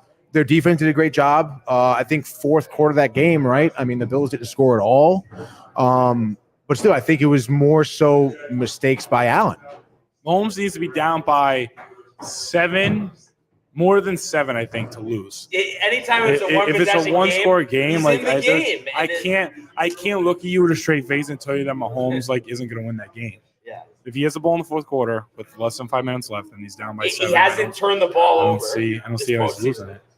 Too. I mean, that's another thing. But now if they're up, I think that's so ridiculous to say, though. If they're up 8 or more, I agree that it would just come down to the Niners are just going to keep scoring, and Mahomes can score every time. But because they're up 8 or more, he's going to lose by 1. I mean, that's quite literally what I said would happen. By the way, but that's not going to happen. I don't think. You just said you can see it happening. It's not going to happen. It's not gonna. You just said you can see it happen. If I can see it happening, meaning like I can see it happening if that were to happen. Is what I'm saying. Like, if he goes down 8 or more, which I don't think he's going to do, then I can see him losing. But I don't think he's going to get there in the first place. Like for that to happen, it's like first drive, he has to throw a pick 6. Yeah. Which, like, when was the last time we saw him even throw a pick If he gets the ball to start the game, what do you think the Niners are doing? If he gets the ball to start the game, it's over. What do I think? Like, how do you think Brock Purdy's going to do? How do you think the Niners offense is going to go? 3 and out, and then the Chiefs are going to get the ball, go down the field, and score, and then never relinquish the lead. That's how I really think the game's going to go dead out. So you're literally saying what I'm saying just for the Chiefs is what you're saying? Yeah. Okay. Oh. I mean, what am I going to say to that? I don't know. I don't know. I think you just really like the Niners, and I just don't. I think you really like Patrick Mahomes. He's arguably already the second greatest player of all time. Like, you're like awed almost. Like, wow. Like, this is like not just your average run-of-the-mill quarterback. No, I understand. I understand he's an incredibly talented quarterback. You're already talking about him being the best in the league, whatever. But, like, again, like, I mean, you talk about it all the time, like he's not going to just be winning Super Bowls for the rest of his career. There's going to be teams that come along that are better, and I think the Niners, in this instance, are one of them, and the Chiefs are going to be handed a loss Super Bowl. I'm not saying he's not great. He is great, but I don't give a shit if he's that great. I think the Chiefs have a better team, or the Niners have a better team overall. The only way they win is if they would have to win by 2 scores. They could win by 3. They could win by 7. Yeah, they would have to be. They could win by any amount, as long as it's more than what the Chiefs have scored. They would have to be up 2 scores in the fourth quarter to end up winning that game. Okay. And also, I don't see how. And also, that's though, crazy like to say. being here before doesn't do anything for you either. Like the fact this is Yeah. Mahomes' 4th Super Bowl. No, listen. I mean, I think that's a big reason why he got to the Super Bowl. But again, I mean, you could argue that. I mean, the Niners have players that have never been here before, that have never been here either, right? Right. So then they've never been. Bad? I doubt it. Nothing's been indicative of him slowing down. Yeah, Purdy. Right. He's never been here, but I mean, he wasn't here last. He's never been here in the conference championship. He's never been in a playoff game before. Well, he got hurt in the conference championship last year. You say that about Jalen Hurts last year. Like Jalen Hurts never been there before, and he played phenomenal, and they still lost. Jalen Hurts. Okay. He never been there before, and he played great. But this is a different team. I think the Niners have a better team than the Eagles had. That's for sure. Yeah, but it's not. All right, it's different. Quick timeout. I want to get back to this, but I want Michael's take for a second. What's your thoughts on the game? Super Bowl. It's definitely going to be a close game. I mean, you know me. I think it's rigged. I think the Chiefs are going to win it. So, but what about if you took that part about it off the table? Based on what we've seen on the It field. would go, I think it's going to be a field goal. Yeah. Yeah. Like, and you would still take the Chiefs, like that part of it aside. Like, if I had to bet money based off of everything in the past, I'd have to go with them. But I wouldn't be shocked If the Niners pull it off. Gotcha. Because they're, like Tony's saying, just as good, just as capable. Like, you guys are both saying the same thing for different teams. It could literally go that way, in my opinion. Yeah. I really think both teams. I thought the Niners were the most talented team all season. Yeah. They were going off crazy, but I just think, like, there's something to them the last 2 weeks not playing well, getting behind early. And I just feel like if you're going to make mistakes, you can't do it against Kansas City. How many teams make mistakes against Kansas City and win? I know. But, you know, they've never played each other, so that's tough too. Yeah, this season. And I wonder, too, if, like, because there's been turnover, but some of the big guys are still, like, in place. Like, if there's anything about the last Super Bowl, if that comes into play at all, about stuff that they had success, because it's the same coaches, right? I mean, there's got to be some stuff they take from that game, right? Definitely, but I just don't think we're there's a Mahomes factor. Yes, there has to be, and I feel like we're not like thinking about it. I mean, you want to compare some regular season stats right now? Dude, we're gonna compare to Brock Purdy's gonna win. But Brock Purdy has Debo. He has the best offensive line. He has the best running back. He has the best O-line. He has the best wide receivers. He has the best defense. So you right now are sitting there telling me that the Niners have the better team? Also, though, you know what's interesting? But Mahomes is so much better than Purdy. It's not. The Chiefs just beat the Ravens last week. Right. When they played the Niners, they blew out the Niners. True. Okay. I mean, what's the explanation there? I mean, I just think that the Ravens again lost that game on their own. That's. I mean, at the end of the day, I think the why Ravens. Did they do that against the Niners? Because they played their game. Okay. I mean, I don't know. Was that one of the game where there's no Debo? No, he was there. No, they were. I mean, I have to maybe take a deeper dive. Let's look at the game, dude. Let's check it out. I think it was like a multiple scoring. Like they were up like double digits. Sorry. Niners lost to the Ravens, you say? It was like bad. Yeah, they lost by 30. Yeah, say they lost by like a lot. It was 33-19. Okay, so that was before. Still 2 scores. Yeah. Let's see. Brock Purdy had 4 interceptions. Yeah. Lights were bright. Good defense. I guess so. But I mean, you could argue that's probably never happened in his career. How many interceptions did he have against the Browns? Against the Browns? Yeah. I don't know. I mean, I'm just saying another good defense. How has he fared against strong defenses? All right, hold on, stand by. Lions Let me look at defense this. is trash. And then the Packers defense isn't like a top 5 unit. They're like okay. Run of the mill. Yeah. Against the Browns, he had 1. Okay. They lost to the Browns. And it was a loss, so a tight loss. Like where's the big win against a top defense? Stand by. It's gonna be a long wait. Oh no, I'm just Wi-Fi is a little slow. No, it's gonna be one of those when you just trick it. Because I have a feeling they didn't beat a top defense. A top defense. I mean, they destroyed the Eagles. If you want to say that, they destroyed the Seahawks, destroyed the Jags, destroyed the Jags Bucks. Defense wasn't good. Destroyed the Cards, destroyed the Commanders. They destroyed the Cowboys, 42-10. The Cowboys. No. Yeah. The Cowboys you have to take out of every scenario because the Cowboys. It doesn't matter what they do. It's the Cowboys are the team. Yeah, Cowboys are one of the teams that just listed in a big game. Yeah, they're not going to win it. They're not gonna. How is that a big game? It was like week 5. Like, what are we talking about? They had a top defense. You asked me. I gave you a fuking team. You can't tell me it doesn't count. Outside of the Cowboys. I don't know. Name me some great defenses around the league then. All right, actually, no, I got it. They destroyed the Steelers. They destroyed the Rams. They beat the Giants. They beat the Cards. They beat the Cowboys. They beat the Jags. They destroyed, and a bunch of teams I just named you. They destroyed 42-19, 34-3, 30-7. One team was a playoff team. 42-10. Like, what are we talking about? Those first 6 games, one of them's a playoff team. They got bounced in the first round. Just to give you, okay. So these are the top 10 defenses: Baltimore, Kansas City. They actually have scoring defense in San Francisco 3. Buffalo, Tampa Bay, New Orleans, Vegas, Pittsburgh, Dallas, Jets. Pittsburgh they beat. Dallas they beat. I mean, none of those teams they played.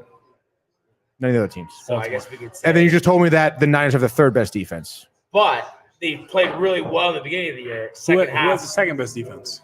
Kansas City. Oh. And then they got killed by Baltimore, who has the number 1 defense, and now they're going to play Kansas City. I mean, again, same argument with you at Mahomes. No scoring second half. Brock Purdy has never thrown 4 interceptions in a game before that, so you can argue it would never happen again, according to you guys. No. You guys, accordingly. I never say he's going to throw 4. I don't think he's going to throw 4. I mean, that'd be crazy. If he do 4, he's not going to throw crazy. He's only thrown, I think, 11 the entire season. It'd make a year if he threw 4, but he's not going to. If he plays bad, he's going to throw like 2. 3 would still be crazy. Throwing 3 in the Super Bowl is crazy. That's almost 1 quarter. Like there's no way he doesn't. That is almost 1 quarter. And that's not. That's like I don't think any quarterback, any good enough quarterback on that team's going to throw 3 picks. I don't think there's going to be many turnovers in this game. And again, you want to talk about how they lost to the Ravens, turnovers. So I mean, like.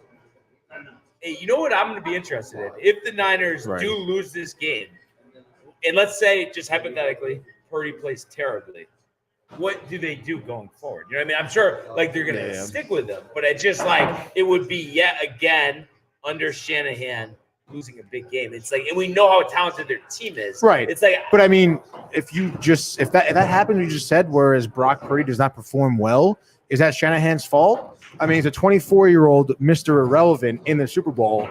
You can't really blame Shanahan if he doesn't do well.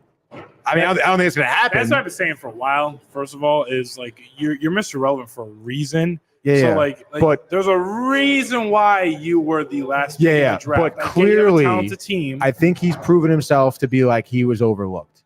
That's at the end of the day.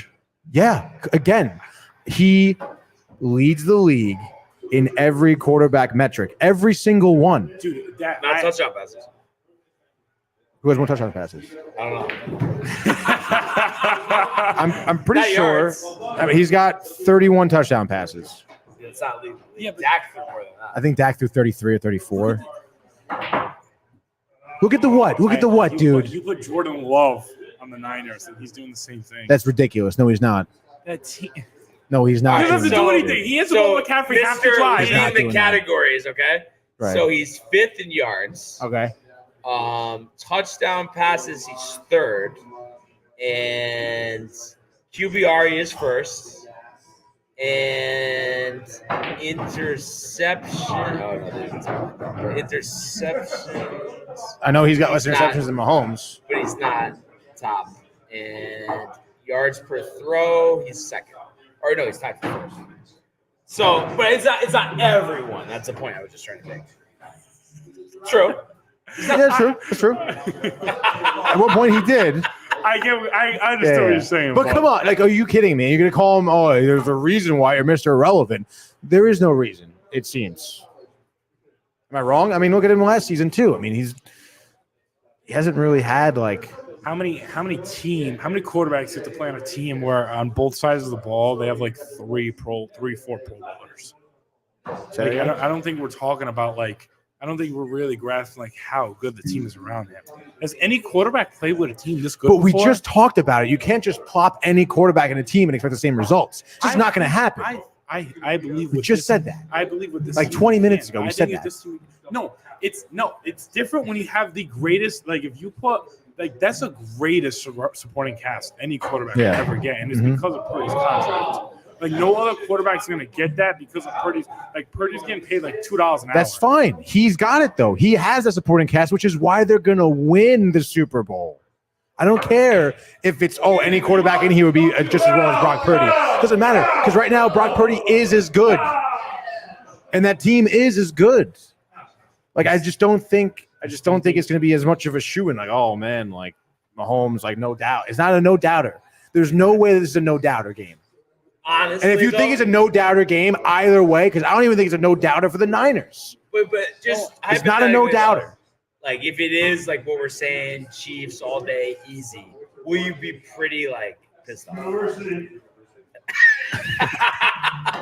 I mean, no, I wouldn't be that pissed off because I'm not a fan of either of these teams, and they're not my teams. I wouldn't be pissed off. No. No, it is. I can't tell though. Like, I mean, if Purdy comes out and literally does throw 4 interceptions at the first quarter, then I'd be like, that's fucking stupid. Side note though, is it something like do you not like Mahomes though? It's not necessarily about that at all. Really? I really do think the Niners have a better team. Okay. I don't know why. That's so far-fetched that another team in the Super Bowl. Do you not like Mahomes? I have nothing against Patrick Mahomes. Okay. Like, as a quarterback. I don't think he's not great. I think he is great. He's going to be great for the rest of his career, I'm sure, barring any unforeseen circumstances. But I think come next Sunday, it'll be the 49ers just being the better team. Okay. Maybe on paper, but at the end of the game, the scoreboard is not. Yeah. I do not see Andy Reid I know it's been a smaller amount of time. I'm seeing that happen. Still well behind in the Super Bowls, but I think this Chiefs run with Reid and Mahomes, I think it's going to end up being better than the Patriots run, honestly. Like they're that. See, I think you want that because you hate the Patriots. Oh yeah. No. Yeah. No. Do you not hit the Patriots? No. That's definitely in there. Lying through your teeth, Brian. That's a part of it. Yeah, absolutely. He doesn't want Brady to know Belichick. Hates that. Hates to be at the top. It'd be better if it was Patrick. Fitzpatrick. No, I said it would be better if it was Patrick. Yeah, it'd be better if it's Patrick. Well, because it's nice because it just seemed like, oh, nobody's going to touch those records. Andy Reid. Mahomes. So you want it. You personally want those I records just to be broken. know that's what's going to happen. No, so wait, he didn't ask you that. But you want it to happen. Yeah. Because I do think he's a better quarterback than Brady. I mean, time will tell. Yeah. But it is interesting. And back to what I was... But see now, sorry to cut you off, but it's interesting because when I asked you the question, what quarterback had like the most impact on like a trash team and won Super Bowl, and you did say Tom Brady. So, I mean, do you think Mahomes, if he doesn't have a great cast of players, you think he's like that type of quarterback who can go to the Super Bowl with a shit team and still win? Well, that's what he's kind of like offensively to his standards.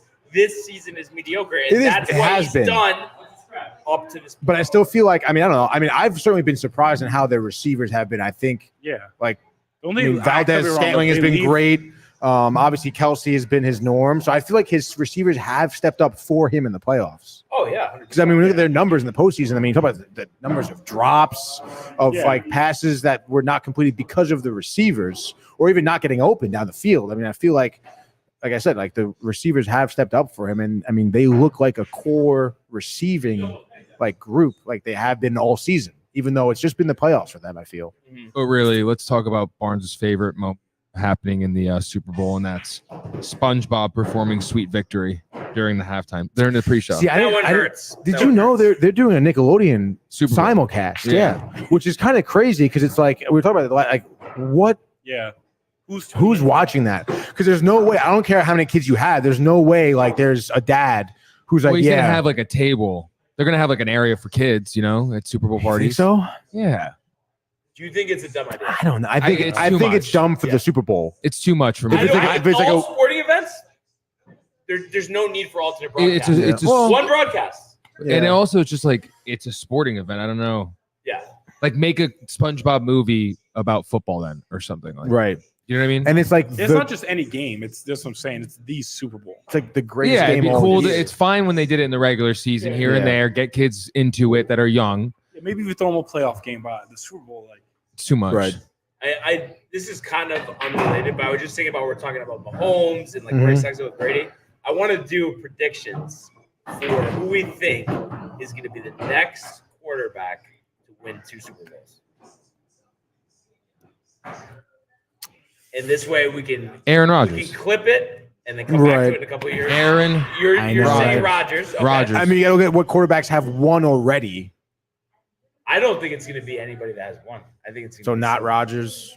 If the only guy I could see Wilson in a perfect situation or Matthew Stafford, but I don't think I have somebody else. I think that doesn't have any right now, I think is going to definitely have at least 2. I don't know. I could see Wilson doing it. I can only see 3. I can see. Well, no, I can't see Wilson. I can see Stafford doing it. I can see Rodgers doing it, and I can see Burrow. I think Burrow is going to win minimum. Burrow 2 could win Super Bowls. 2. He might win 3 or 4. Yeah, but be the first one to do that, though. He has to be the next quarterback to win 2 Super Bowls. So, because I don't think Russ is going to do it. Are you going to count like Mahomes though to win 2 more? Or you No. Mahomes, no. But it's funny that there's like not 2. I know. Even guys with 1. Like, who's the guy with 1 that's going to win the second? I think Russ is done. Stafford's good. If the Rams really rebuild that defense, I think again, like Russ given a better team. Does Russ in Pittsburgh make sense? I think it does. We talked about it. I think that'd be sick for him. I don't know. I think Russ is done. I don't think so, dude. Look at it. I mean, his numbers this year weren't terrible. I know he played. And then you put him on a team like the Steelers with a good head coach. I mean, wouldn't it be compared to like having Mason Rudolph play? Like, wouldn't it be a huge upgrade? Kenny Pickett, like ridiculous. And that was their biggest problem was with scoring. A really good defense, and then Harris and Warren in the running game. Mika Fitzpatrick on the defense, dudes. With the winning of the Super Bowl. What's the deal with what's his face? The defensive lineman. Steelers. Watt. Yeah, TJ Watt, dude. What do you mean? Is he healthy? No, I'm saying like, is he healthy? Like he'll be healthy. He'll be healthy next season. Yeah. He got hurt at the end of the year, but he tore his pec or something. No, that was the beginning of the year. I think. Yeah, I forgot what. He got hurt again. It doesn't matter. But I feel like him healthy. I mean, he led the league in sacks like because he last season, right? Yeah. George Pickens is pretty good too. So I don't know, dude. I think Russ on that team, you're looking at a contending team. I guess. Well, who do you think? What quarterback did you say? I'm saying if I had to pick one, you do.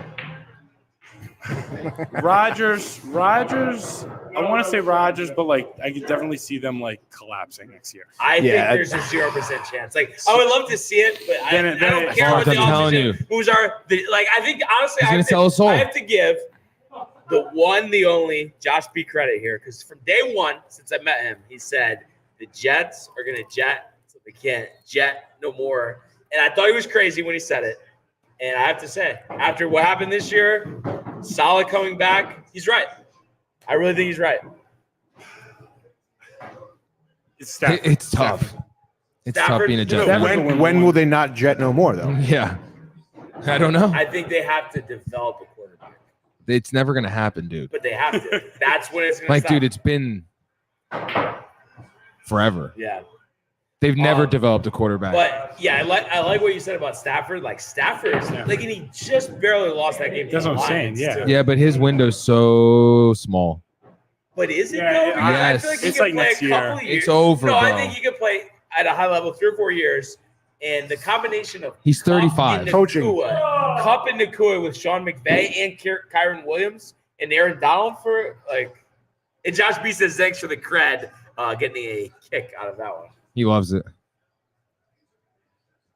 Hard to argue. Yeah, but you think Rams same cast of characters? I think they're going to improve the defense, and I think last year they got bit by a slow start. Yeah, and I think next year they could contend for the NFC West. They'll probably end up finishing second, but I think they could win 11, 12 games next year. Yeah, and if everything goes right, they could beat the Niners in the division. It just depends. But. Yeah, Stafford. I'm gonna pick Stafford, even if Rodgers does play well. Stafford. Do you think Burrow is gonna stay healthy, or you guys think it's like a toss? I wanna say he can. Yeah, but he just had so many injuries. That's what I'm saying.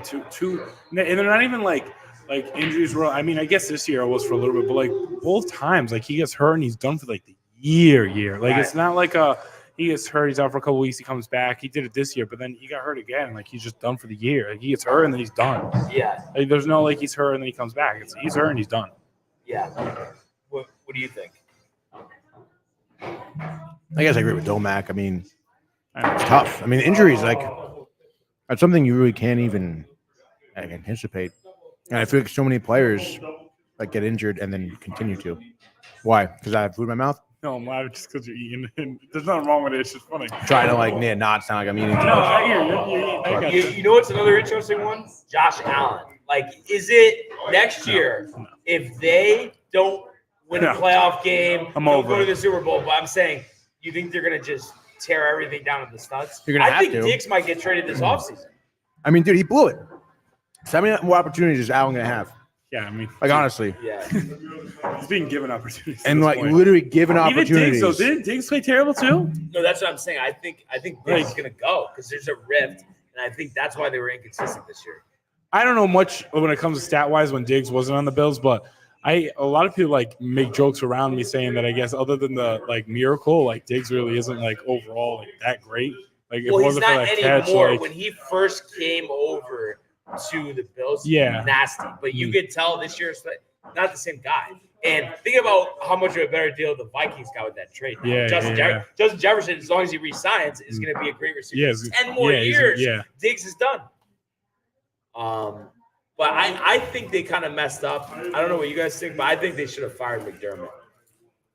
Yeah, I think they should fire I see those. fire McDermott and then see what happens and then blow it up. But I just don't know. I think they should have hired Belichick or Pete Carroll to take them over the top. Yeah. I feel like they didn't fire McDermott because Allen likes him, no? But I mean, it just gets to a point where Yeah, if I'm the GM, I'm like, dude, I don't care anymore. You keep losing. Yeah. Like I'm done with what you say. I've been Yeah. listening to you for like 3-4 years now. But, I mean, do you think it's McDermott's fault? to some level, though. Somebody. It's Allen's fault. I think it would be more to him. I would get rid of him before McDermott. By the way, these wings I think are the best flavor. Yeah, they're fire, right? Unbelievable. You got to tell Jeff And you guys that. are having them colder. Yeah, wings, unbelievable. Dry rub is so good. The dry rub is good. Yeah, Nah, but forget it. I Don't leave your bathroom tomorrow, but Yeah. I mean, you never know what'll happen, but I'm pretty confident to say Josh Allen. I don't think he'll ever win a Super Bowl. yeah, I guess that too. I don't see him. No, Well, I think he There's could. a lot of blue cheese on that wing right there, dude. what do you think, though? About Josh Allen, he doesn't really seem like it. Again, I feel like you have to go to another team like the Niners that would have so much ridiculous talent.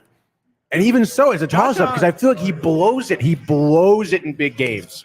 Absolutely. Like, there's just like we talk about it all season. Like, the Bills' success starts and stops with Josh Allen. And anytime they lost, it was his fault. He's never gonna win one. He would have to literally leave the team, go sign with the Chiefs, Yeah. and be a backup to win the Super Bowl. No, literally, He's not like, winning. I can like very like decisively say that they lose because of him. Josh Allen. Yeah, they lose because of Josh Allen and nobody else. You could argue again. I know against the Chiefs there was a lot of drop passes by his receivers, but at the end of the day, Allen had an opportunity with the ball in his hand to score it, and he did not. He's never winning one. I mean, it's tough to say he's never going to win one because again, he's also 28. He's Yep. not. I don't know. I mean, he's never going to not be playing in the league, though. Joe Burrow There's stays healthy too. No way. going to be a team. It doesn't like, even if because I'm sure he'll move on eventually, maybe from the Bills. But there's never going to not be a team who's interested in him because of the way he plays. He does play well. But obviously, again, in the big games, I think sooner rather than well, I would say sooner rather than later, but I think at some point he's going to be in the Super Bowl. I think he will be there. With who, I don't know. But I can see him You'd winning. have to go to the NFC. I can see him winning one. You'd have to go to the NFC. Having one run, winning one, getting one. Yeah. I think he's a winnable quarterback, but he just again like nothing's been indicative of him getting over that hump yet. But all it takes is that one big game, really. Another interesting one. Dak. Did he ever get over that? I can't comment on that because I'm an Eagles fan. I mean, he's had even more opportunities than Josh Allen has. And again, someone who comes up short every single time. He's another Josh Allen. Trouble with the turnovers. Again, the success of the Cowboys starts and stops with him. It's even worse, though, I think. Like, I think it's at the point now where, like, if the Cowboys are going to the playoffs, like, you know, like they're there to lose. Like, they're not there to win a Super Bowl. They're there to win maybe a game and then lose. Like, they're not there to win. And I know how good their defense doesn't count against the Niners, but they did have one of the best defenses in the league, and they were still losing games. I mean, torched. You know? And especially with how hot they started this season. Yeah. Like, they blew it. So, yeah, dude. And they blew it against the Packers, too, which is kind of embarrassing. I'm glad that happened because it made me feel better as an Eagles fan because me and my dad talked about it, like, that they got torched that bad that the Tampa Bay loss made me feel better. Like watching them. Now I know we got dogged, but watching the Cowboys get absolutely torched. Right. I was losing my mind. And even that game too, they had an opportunity to come back. They score at the end of the first half, And then they get the score. ball back in the second, and they turn it over. So it's like they had opportunities to win too, and Dak did not do that. I thought they hit a field goal. They scored like 10 straight. They scored 10 unanswered.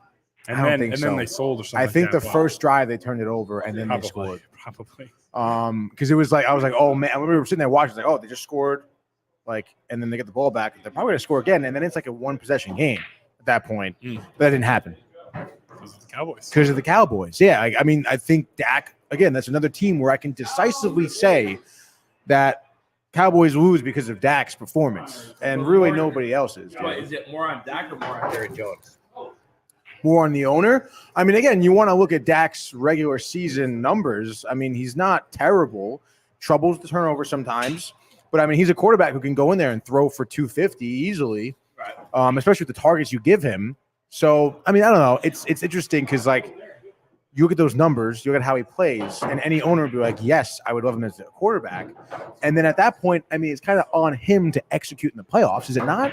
But also, though, if it's like you look at the numbers, but then he never execute, then it's fair to ask, what's the point? Right, but what does an owner do? Like, get a new quarterback who ends up not being that good, and you don't even make the playoffs? Like, at least Dak is giving you that chance, you know? Like, he's almost a lock to give you a chance to make it to the first round. At some point, you have to move on. I know, at some point you do, but again, I don't think it's time for the Cowboys to move on yet. Like, now if you think about you're wasting Micah Parsons. Yeah. So, like, it's some Amari point. Cooper, dude. Yeah. No, Mark Cooper's on the Browns. Not, yeah. You're thinking of CeeDee Lamb. I am thinking CeeDee Lamb. Now, you're wasting if you had to years. say quarterback to win a Super Bowl, Dak, Lamar, Josh Allen. Dude. With their teams right now, obviously. So, okay. I would have to say the Ravens. I guess Lamar, yeah, I would say. Like, Mahomes is, like, out for some reason. He ain't playing. Burrow ain't playing. Then, I think Josh Allen, and I don't think he's going to win it, but I just think Lamar, I can't see him winning a Super Bowl at all. I think, though, like, you look at those three quarterbacks, who has made the most significant jump recently? I would say Lamar. I mean, I think his regular season was phenomenal. And we talked about the Ravens always blowing it in the second half of the season. And Lamar stepped up in the second half of the season. Am I missing something, though? Like, I feel like just strictly passing. Right. Like, wasn't his passing season just, like, average? Let's look it up. Like, I mean, no. The losses were great. I mean, he ran the ball effectively. I don't know about – I'm not saying average or above average, but for Lamar, it was I can't believe how good these wings are. so good. Sorry, where are you saying? I mean, I'm saying I'm not necessarily above average I'm talking about, but I'm saying for Lamar, it was an improvement. It was like his second And or again, third best passing season in his career. Like, you look at the game, too, against the Chiefs, like, what's the biggest thing we talk about is the fact that their play calling was hogwash. They didn't run the ball at all.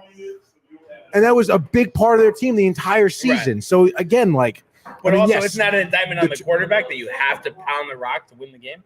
That you can't rely on No, I don't think so. No. I didn't say that the Ravens didn't rely on the pass to score. I'm just saying that they had a mix. That's what any great team does. They have a great running back. They have a good quarterback who's, decent enough to be throwing the ball, which Lamar was more than decent enough to throw the ball downfield this season. But I think that they just, for whatever reason, I feel like the coaching staff, or maybe even it was because of Lamar, I don't know who or why, but they panicked and went away from their game plan that they had all season long, which was great, and they lost because of it. They had no rushing yards against the Chiefs, and they were one of the top rushing offenses in the league. So, I mean, I don't know. I think a bit more is to say about their loss this season and why they went home empty-handed. And again, like that jump with Lamar and the all-around team too. I feel like you look at the Bills. Oh, I got some eye. Did you just touch your eye with the dry rub? Oh, my God. No. I'll be okay. No, it's not that bad. Just go wash your eye out or something, dude. Lamar's passing attempts might be average. What? But I said I had to mute him and Barnes Yeah, this whole time. yeah. Chompies. Oh, really? Oh, good job, Mike. they Thank might You're welcome. his passing attempts might be average, but What's you up to? what he's able to do is What? Trash. Embarrassing. Yeah, I saw the reel that you see the reel they posted. No, I unfollowed every SEM. Oh, really? Super tight at them. Yeah, Oh, that's I'm fine. over the program. They blow. why they're beefing at each other too. All good. Who's beefing at who? Yeah, like I guess I've always been told that like the two don't get along. They don't see eye to eye. The Who? SCM and the SCMA or something like that. I'm Oh, going to I don't know, SCMA. man. Athletics and SCM, like they don't like. Oh, see- athletics. Yeah, they never do, dude. I mean, I don't know if I could talk about this. No, really you can't. aloud. You're here in the middle. I am in the middle. How about dude. Josh B rubbing it in? No pun intended. Rookie Barnes. mistakes, Rookie Barnes. mistake. Dude, that really is a rookie mistake, Yeah. though. Like, come on. So even if Lamar's Long weekend. Yeah, right. Oh, stop it with the long No, weekend. he had one. Even Oh, though that he morning partied. he get by the pool, drinking, I know. gambling, and having a good time. I Oh, Oh, stop. should I feel bad for you? Stop, Tony. Stop. You get it, though. No, it is. I'm sure you're tired. Guys, Go Like ahead, what? Renee. Yes. real quick. Steelers for Super Bowl next year. Yeah. Russell Wilson as your quarterback? Oh, No. yeah. Really? You're tied on Mr. Unlimited? I don't really like him that much. Okay. Really? All right. Let her say what she's going to say. Oh, all In right. high school, Jeez, dude. you know, Buffalo Wild Wings, how they have like the hottest Yes. wings. A girl from my high school took the wing and ended up rubbing her eye after eating the Wait, hottest with wing. the wing? No, she like Oh, forgot to her- wash her hands, okay, yeah. like what Barnes just did, Yeah. and put the hottest wing sauce Oh. on her eyeball at my house. We got to go. At your house now. Oh, your parents were home? Yeah. Were they bugging out? Well, they thought that we like forced her to like. Oh, eat it, my and they're God. like, "Why did you do that?" And I was Wow. like, "She just was dumb and touched her eye." Yeah, that was tough. Where's she now? Not here. she's Don't know. Wow. she's got one eye left. Josh B Oh, getting I a see. kick out of The J-Mo and Gingers. Good combo there, right? It's so You phenomenal. can't have too many of them. Just a couple. No, you could go 10. Easily. I can go the whole night. That's my But drink. when Yeah, you yeah. black out, 10? I wouldn't say like blackout. It- Strong ones, honestly. 10 strong. It's definitely Let's do it, dude. What are we Barnes. doing tomorrow night? See, Like, come on. Like, I mean, no, I have like I've gone nights where that is my drink of choice the entire night, and yeah, I reached double digits, and it's a good time. yeah, you know. No, I just think it's a lot. That's all. No, I'm saying. I'm not saying it's not a lot. It is- definitely could is get a you to lot. the point of It's hard alcohol. noticeable, Barnes. Oh yeah, definitely. Dude. That is for sure. Oh man, that's a good one. Thank That you. is a good one. We've all been there. I know, right? They're so good. Rub your eyes now. Now, as we come to a close with the football season, how do you guys feel like that football's ending? Like, does it bother you at all, or are you just excited for baseball so you're okay with it? I mean, it's going to be a shame not talking about this every week. Why is it like football? For some reason, it's so easy to like. I think it's the easiest sport to discuss. There's so Right. much stuff to talk about. Well, it is. There's a lot of teams, a lot of players. Everybody knows the most about football. It seems like. It's definitely the most popular, yeah. yeah, it's so popular, and you learn, you get not forced, but like every news outlet or like sports outlet talks about it so much. Like there's something in baseball you could like clearly miss, and in basketball too. Right. And I think it's also because of the length of the season. Like especially like at baseball, I feel like you get lost. Like sometimes in July, like I feel like people just forget like baseball's going on. Yeah, and I think people don't care as much because it's the long season. Same thing, honestly. People even, don't like, respect baseball. They should. people It's do- crazy. people should, do though. that. Yeah, It's the best sport. Yeah, Yeah, no, it is the it best really sport. it's phenomenal. And people do that even with hockey and basketball. Like, oh, like I don't watch hockey until like It's really just February. hockey. You know, Well, I don't watch hockey- baseball. I don't watch baseball hockey until August September, yeah. or September. Do you think You know, like hockey or baseball is the most disrespected sport? I think hockey is by far Because it like it more is- people watch baseball. because even And by honestly, me, I think hockey is like the best sport, honestly, to watch. Like for television, it is such a ridiculous amount of skill, and there's a great like mix of physicality as well. I mean, and I can go to a college hockey game and have a great freaking time watching good hockey. Like you watch like good hockey. I'm all for scoring, so that's why sometimes like hockey for me, if it's 1-0, like I'm over it. And that's why baseball, like when it comes to I like, don't want to see you. like basketball, like someone's scoring, like Her face bothers me right now. Renee's face bothers you. Yeah, so I put this up my window. You want some dry rub and rub it in her eyes? Stop. It's like, I don't even wish that on anyone. Honestly, I mean, you're doing well with it. Would you just wash your eyes out? It's all good. Yeah, it was. I knew it wasn't that bad. It Yeah. was like it burned a little bit. Did you still feel a little burn? Yeah, but nothing like crazy. push it through. I was gonna ask though, like when it comes down to it, do you feel like you enjoy baseball season better or football season? Oh, See, it's I think for me personally, like me by myself, I enjoy baseball season more. Me too. But it seems like, again, like I can talk. If you know how to talk football, you can talk with anyone about football. And I feel like it's so much more fun than any other sport to talk about other teams besides your own. With football. with football. Baseball. Like, well, I mean, I think can that's do really it, more. I can watch it, but I think it's so much more exciting not watching your team in football than baseball. See, I get jacked to talk about other teams in baseball though, because it doesn't happen as much. But would you say you enjoy watching not your team in football more or baseball? Football. I guess in football more. Yeah. Because I want to see my team win in baseball more so than football, obviously. But like one of my students is a Braves fan. And like honestly, I love Peyton. Yeah, Peyton. He's now my former student. But I love talking Braves with him. Because I mean, how many? Like, I don't know any Braves fan besides him. Cool, yeah. And it's cool that we can sit there and talk Braves, talk NL East, because obviously he focuses on the NL East too. So like that's sick, you know. Speaking of the NL East, where are you expecting the Mets to finish? We expect the playoffs. Are you? So you think like no shot of the playoffs? I mean, I think there's no way that the Phillies don't turn it around. Honestly, they're not going to be that bad like they were this past season. It's just not going to happen. Like Trey Turner's going to figure it out. Harper's going to be healthy the whole time. Right. Reese Hoskins lost though. Is that a big one or no? That is kind of a tough one, but they have Castellanos and Alec Boehm too. Like he's good. Zach Wheeler's going to be good. Like they're going to have good pitching. Aaron Nola's still. I think they're going to be a lot better. And then, I mean, how are the Braves not going to be in contention? They always are going to be. Marlins might have a better roster than the Mets, maybe, but I think down the stretch of the season, I think Marlins end up losing more games. So third place or something. Yeah. Now for the Yankees, what are you expecting in the division? Honestly, I don't. It's a tough division, dude. That's what I'm saying. Like, Orioles. I mean, I think it's just us and the Jays. Orioles now. Like, I don't know. I feel like the Blue Jays is like. Blue Jays blew it. I don't look at them. I don't look at them as like a threat. Shad's really good, but Vladdy might be overrated. Yeah, but do you think Vladdy has a bounce back year? I mean, don't you think I think he'll hit like 30 home runs at most. He's not hitting 48 home runs. Average though, probably going to be heightened. 260. If he does though, when they play the Yankees, and I feel like when they play the Orioles, they're just not going to win. Yeah, I don't think they're going to get it done. It's tough. I am worried about the Orioles. I did say. I think I literally said last week before that trade. Last week I was like, they're the Orioles. Like it's the Orioles. Like we'll be fine. Burns, but now I don't know. So you're thinking they're going to win the division, the Orioles? Only because like the Yankees are probably going to go on like some sort of like either going to start slow or something's going to happen. I feel like every year, even when we are pretty good, like I don't feel like we're ever consistently good. I think the last time was 2019. Yeah, like I just don't see us like gonna start to finish like no bumps in the road, and it's not that Baltimore isn't gonna be like that, but I feel like they might not be as good, but they'll be way more consistent. And I think us being up and down is gonna like cost us first place.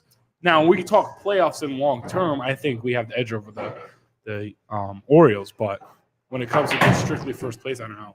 And I know there's like no way to know, and I know you probably feel the same way, but it's like obviously just dying to get back to the World Series. Do you feel pretty good about that possibility this year, or is it like it's a lot of if and like circumstantial stuff? I do and I don't because I don't have a lot of ifs, but the only if I have are pretty they're pretty big. It's Nestor and Rodon. Right. That's my if, but that's a big if. If they're fine, then it's a no. I think it's a no doubt. I think they're going to go from a bottom 5 offense to a top 5 offense easily this year. Even if like let's say like Judge like doesn't play as many games, and he takes more like time off so he doesn't get hurt as much. Like Soto's able to like pick that up. Like that's why I think offensively will be fine. Like I said, it's Nestor Rodon more because I think Nestor was just injury. It's Rodon. Like and Tony, for you with the Yankees, do you think it's just comes down to pitching? Like, do you feel like the changes on offense will see, garner better results? Like your second favorite team. What do you think? That's ridiculous. No, I think it does come down to your rotation. When you think about some of the woes that they've ran into, like their bullpen collapsing a little bit, I feel like that was all because of their rotation. Because of injuries, just because of bad starts. I feel like if they have a good rotation, they keep their bullpen rested going down the stretch of the season, there's no doubt that they're going to have like still one of the best bullpens in terms of low ERA. And if Rodon and Nestor are healthy, I mean, like, and then obviously you would imagine Garrett Cole has a similar season as he did last year. Like, I mean, they're going to be a really tough team to get through. And then, like you said, yeah, like offensively, I mean, Soto's going to be a huge addition. I am a little worried, like, about Rizzo, how DJ's going to be looking. Rizzo and DJ Stan. God, dude. I mean, healthy Rizzo, definitely. Yeah, Rizzo. Healthy Rizzo over healthy any other player, I think, at that point. But I don't know. I'm really worried about Rizzo.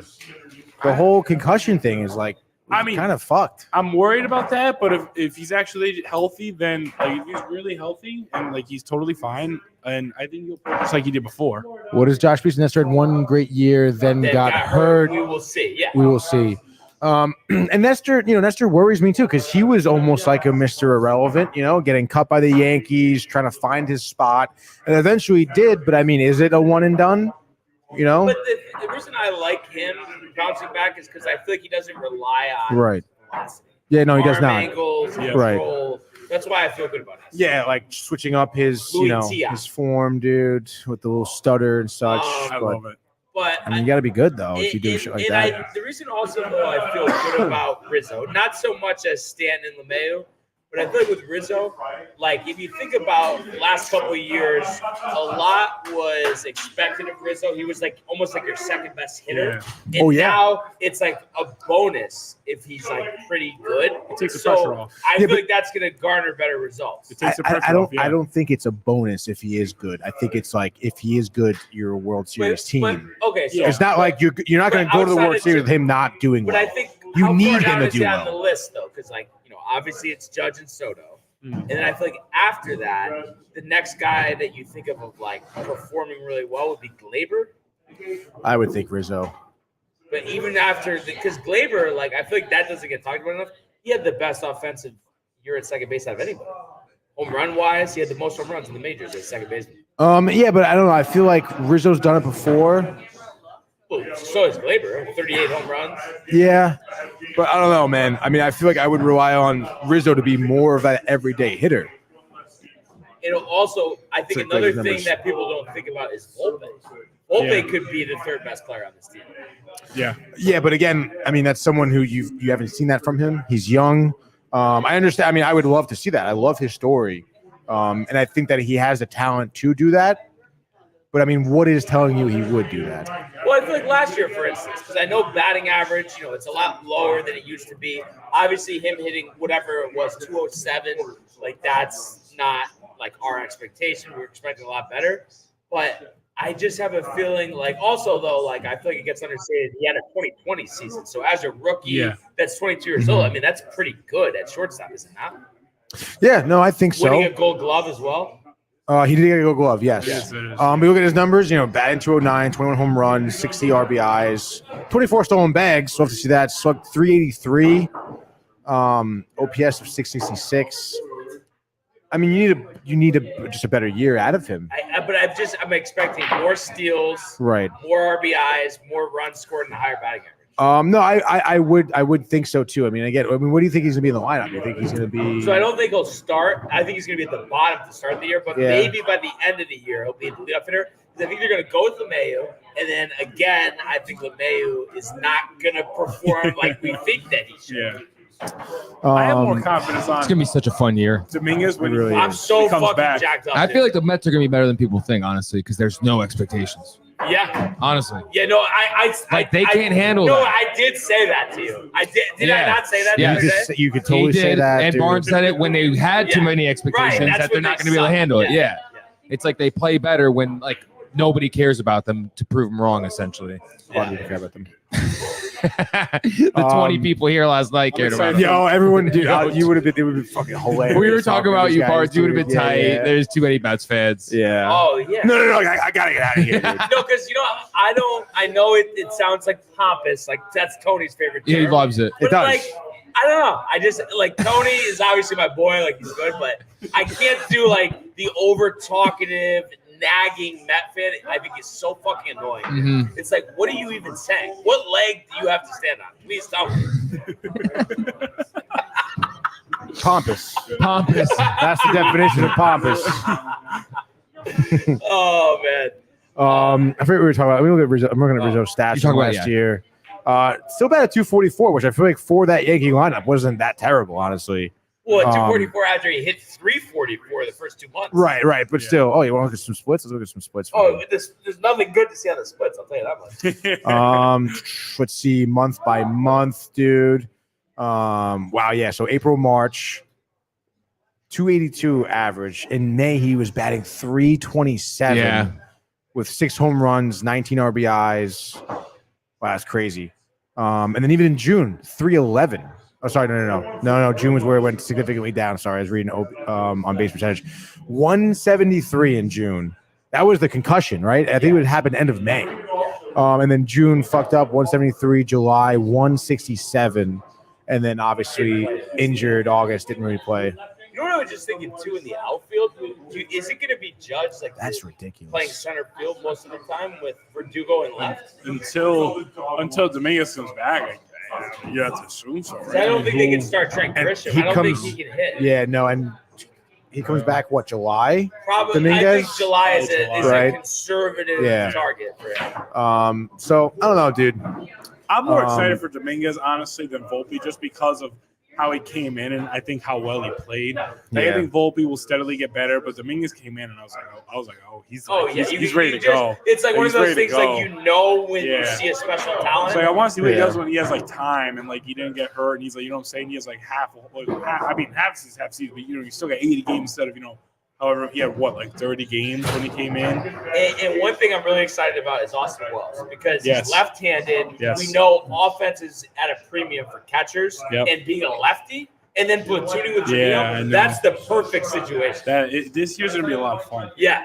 I haven't been this excited in a while. This is awesome. Yeah. This is gonna be sick. Normally each year there's always some I feel like there's always like a glare, like there's like an issue. I feel like each going in end of the off season, I'm like, oh, we didn't do this or we didn't do that. Right. And our pitching could have been a little better, but we have pitchers there that had just weird years that if they went back to how they were 2 years ago, we're gonna be great. Well, the thing is 1 through 4 is solid, and then 5. I mean, how many times do you have a really good 5-starter? Anyway? Yeah. But 1 through 4, those guys have backed it up before and produced in the major leagues. Yeah, and I also think I don't know. I mean, I feel like in terms of being pumped for the season, there's going to be other teams that are being competitive too. It's not just going to be Yankees, Red Sox for the division. I mean, well, not Red Sox. You can. That's what I mean. What it would typically be if in past years, Red Sox are totally out. You can never really count out the Rays realistically. But I think you can count them out from winning it all, though. Winning it all, yes. But I'm saying like the division. I'm saying that division specifically. The Orioles are going to be super competitive. The Rays will inevitably be. I feel. You think Rays over Jays? See, I don't know though. Because I feel like the Jays are being a little underrated. Because again, I feel like a lot of their issues came from offense last season. I think their rotation was pretty solid. They had Bassett, who was solid. Kikuchi was solid.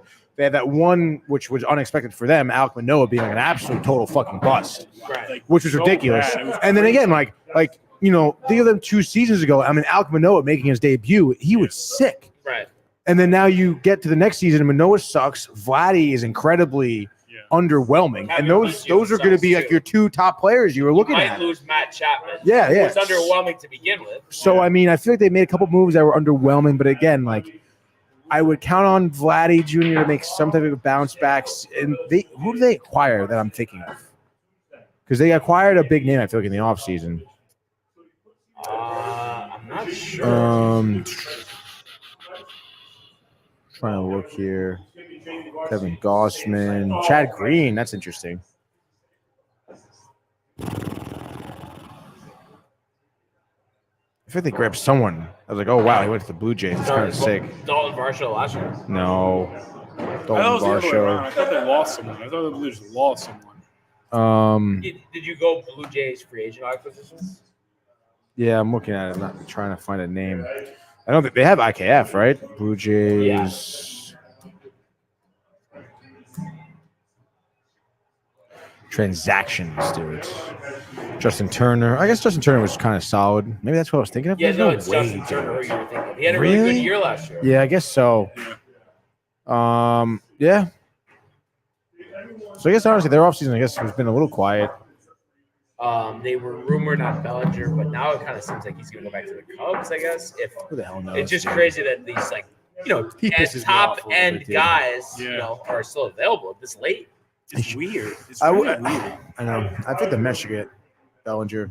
I mean, you guys And know Monty. more than me, but like, Yeah. it's If they grab Bellinger and Monty, World just a Series weird back on. offseason. I can see Monty being lights out for the Mets, dude. Who would you rather have? Maybe just one. Between those two, Yeah. oh god, I mean, we need better. I would say Monty. Yeah, Because the we need- offense we is need- like okay. The offense is not honestly. If Marte still stays healthy in the outfield, like you're talking, like he can significantly do some damage in terms of scoring runs. But goddamn, he has to stay healthy. I mean, he hasn't been for the team, which sucks. Because we talked about that too, like last week. Going into that wild card series with the Padres, he was like your best guy in the lineup, dude. Yeah. So I don't know. I guess we'll see. I would. I'm sorry. I'm just looking at this commercial. I would. It's like a fat like liposuction people, and it's like the before and after photos. Ridiculous. Too much. It's not like why would you do liposuction? Honestly, why don't you just try and lose some weight on your own, dude? Look, All right, Ozempic. come on. Yeah, it was Stop with the Ozempic, dude. Oh my gosh. Like honestly, like. The side effects. Like, Side effects. Well, you could have. But yeah, dude, I guess time will tell with the Mets. It's just like honestly, if they had a better manager, I feel like if they kept Buck, I'd be a little more happy right now. You really think Mendoza is going to cost the games? I mean, I just think he's gonna be a total fucking loser, honestly, this guy. Kind of seems like that's a little biased, maybe. Biased against who? Do you think Just he's gonna be a 'cause good manager? But you're basically saying he can't be a good manager because he was a Yankee assistant. I'm saying that because of his press conference. I feel like he sounded like a total fucking loser. But what about Dan Campbell's first press conference? He's the best coach they've had since we've been born. How was his press conference? He said he was cracking kneecaps and drinking caffeine. Everyone thought, like, who's this? Yeah, it was crazy. But see, like that sounds dope. Like Mendoza didn't say any of No, that. but everybody was. Mendoza was like, yeah, I really like our team right now, Like at the beginning of the offseason, I really like the guys we have right now was the last thing that any Met fan wanted to hear. Yeah, but also, And that's you what he's can't have confidence saying, in these dude. guys, though. Yeah. No. Listen, it's like, hey, you can be able to say, hey, I have the most confidence in the world in the team we have now, but we need these extra pieces to be World Series contending baseball team. He should say in his press comments, like, I don't know if you guys saw this, but the Hornets head coach the other day talked about it. He was like, our players are putting in effort, but we just have no talent. He said that during the press conference. He was like, we have no talent. It's like it has nothing to do with the players. They're putting in effort. They're going in every day. But if we don't play perfect and some, we're not going to win. So that's what you guys got to look at. The coach of the Hornets said that? Yeah. See, that's sick. He was like, we have no talent. He literally said, we honestly, have no talent. If I was Mendoza coming into the Mets team, I would call it like it is and get the fans on my fucking side. But instead, he did not do that. And he sounded like a total bum. I don't know. I mean, I guess like their pitching is kind of deep, but their offense, if the guys play up to their ability, is like they have guys. Yeah, but what did they not do last season is play up to their ability? So it's like, oh, if they play up to their ability, oh, if they stay healthy, but it's like you have no contingency. You didn't come out and like say this is our plan. We're sticking with our guys because they're gonna be healthy. Like these guys we believe in. No, they didn't even say that specifically. All right.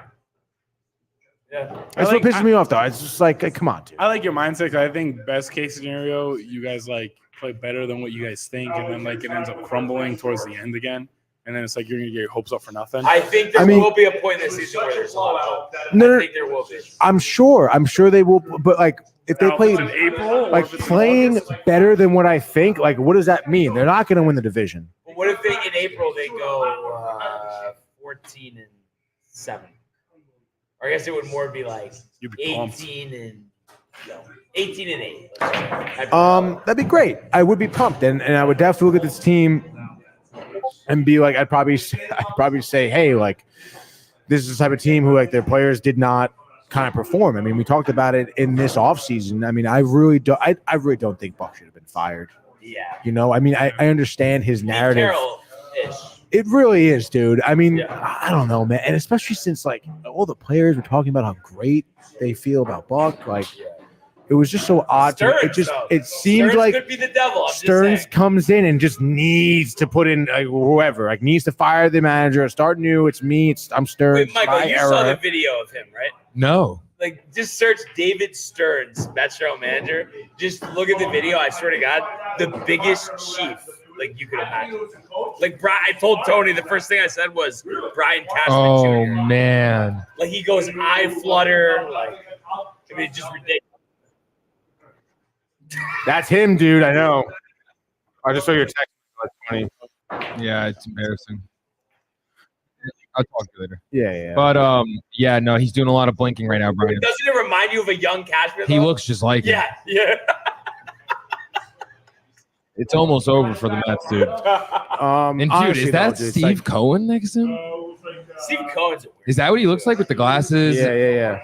Steve Cohen, would you say the biggest bust as an owner? No. It's so early, Is Brian. it early though? Has it not gotten late early? Yeah, I don't know. No. Listen, everyone stand. Has it not gotten late early? No. Answer the question. No, it hasn't, dude. Okay, and we've talked It about it. It has hasn't? not gotten late So early. you wanted this when he first got the ownership. You're like, yeah, I want to. What the fuck does that mean, dude? What the fuck kind of question is that, Michael? No. Every year I want the World Series. Like every year I want to win. Like, what are we talking about, dude? So far, it's been a complete flop. Listen, we talked about this. Cohen is the type of owner that has the money and has the Proven drive. nothing. No drive. He's proven no drive. No, I fucking love this. I forget what, I think it was Thursday when Brian asked me a question. I literally got 2 words out and then he started talking and was like, no. Tell me how great King Cohen is, Tony. Please tell me. King Cohen, dude. No, I'm saying like he is the type of owner that has the money, the wherewithal, and the drive to want to be. I mean, the guy is a Mets fan, which is huge, and he has the money to spend. He has shown that, dude. He spent the fucking money. He went out and spent the money. What he needs is a GM or a president of baseball operations that knows baseball, because he does not. He's not a baseball You don't guy. think they got the right guy? No, well, I mean, they obviously didn't in Epler. Big mistake there. And then it seems like Epler was his first hire. That was Epler was the GM, dude. No, that was someone Scandal? else. No, The there was scandal. someone prior to that. There was someone with the he had scandal. front office that like assaulted. someone. Yes. Oh, yeah. They were going to hire him dude. first, dude, Yeah, and then they couldn't. Epler was the backup choice. But yeah, I tough. mean, I don't think Stearns is the good. I mean, right now, I mean, you wouldn't think so. But again, like, I mean, you can say, "Oh my God, like Cohen, bad owner." But at the end of the day, like he went out like the first 3 seasons. I mean, he made necessary moves to bring in players. He signed all old starters. Like he didn't give any young talent money. Well, no, he didn't. But what young talent were you getting? There's a lot of guys since he took over. Right, but like again, like I used Verlander as a great example. Even Scherzer too. I mean, there was really no indictment on both of those players. Verlander was coming up a World Series and a Cy Young.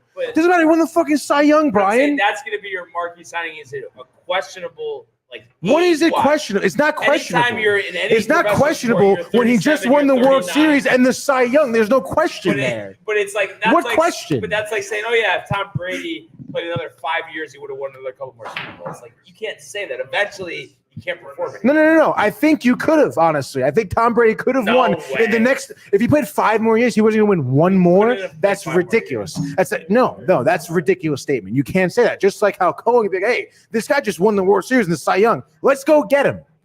I don't care how old you are. I just can't believe Like, you that just you're did that. letting Cohen off the hook though, because like he hasn't done a good job. He hasn't brought in the right people. Other than like planning a casino around the stadium, what else has he done? See, I don't think. I mean, again, like obviously he hasn't brought in the right people. You can say his moves have not been good, but that's why I'm telling you he needs someone within the organization that is more of a baseball guy. Right, but I'm saying he hasn't identified that. But guy he came twice out in a and said, row. "Hey, This is his third no. chance. Like he is the owner who's like, hey, I have the money. I want to buy us a World Series." He literally said those words, and he's been trying to do that.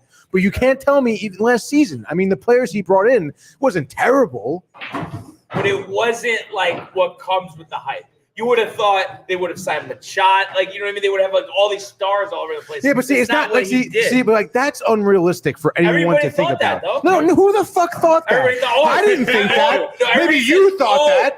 The owners are so nervous. Who's everybody? Steve Cohen's going to sign everybody. I mean, honestly, the owners are still nervous. They're still tight at Cohen. That's totally fine. Whatever. But at the end of the day, I mean, it's not like you can't just have an owner come in and just grabs everybody. That's just not how the world works.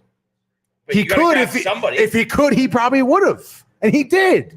He nabbed a starting pitcher who just won the Cy Young in the World Series. And again, you can say age, whatever. And Scherzer still, yeah, maybe their age was against them. But what youthful pitcher are you bringing in that could have lived up to the hype that Verlander had coming into the last season? That you could have lived into the hype that Scherzer had coming into the Mets. Like they had hype around them. He brought them in. And I mean, I don't think it's a terrible idea. Bring in Lindor. Lindor had tremendous hype around Lindor. So he came out. He did what he said he would do. He didn't. Right now, like we were just talking about, you could sign Bellinger, Snell, Montgomery. He's not going to sign one of those guys. Well, obviously now. But what's so obvious that they're there? He has the money. He's choosing not to do it. Yeah, he is choosing not to do it because he did that for the last couple of years and it did not work. Those guys are all way younger than any of the other Doesn't guys. matter though. Snell is still in question. Bellinger's still in question in terms of ability. None of those. I mean, obviously, like Snell, sure, coming off a Cy Young, that's great. But he just did that with Verlander. How old is Snell? 35? No, he's like 30, 31. Regardless, so you look at Bellinger too. MVP season he's letting him off the hook for I'm not letting him off the hook. He's going out there. He's spending money. He's signing ridiculous contracts. It's not a good owner. I think it's bad signings, though. Yeah, terrible. Is anyone listening to what the fuck I'm saying right now?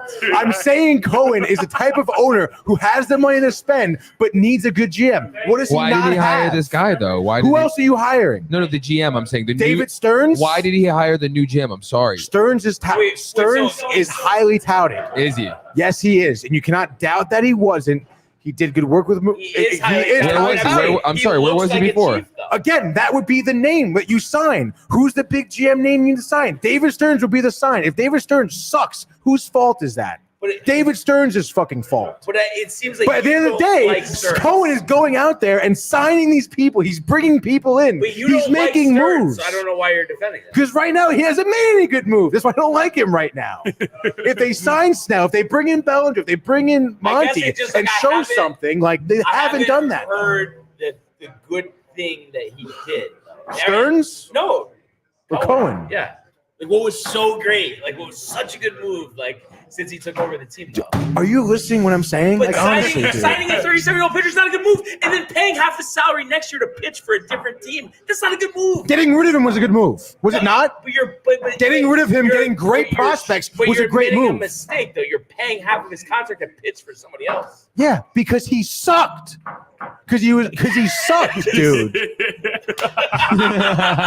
What do you mean? Like, who sees that coming? Michael, if you go, let's say, I don't know, let's use, I don't want to say LeBron. No, it's but not. An older NBA player who has a stellar year, like phenomenal, like wins MVP of the league. Win the World Series with two 40-year-olds. Like wins the NBA championship and MVP of the league. Would you not be interested in signing him the following year? Yeah, of course. So what the fuck are we talking about? Your World Series title, the two 40-year-old guys at the top of the rotation. It was a foolproof. And you know what happened to Scherzer? What did he win this past season? The fucking World Series. So what are we talking about, dude? Yeah, he won the World Series, but he he was one of those people that. Oh yeah, but he just started and got by in games and won the World Series. Look at his ERA. What do you have? So what, dude? Doesn't matter. Like, what are we talking about right now, dude? We're just letting everybody off the hook. Everybody gets sucked, get paid a lot of money.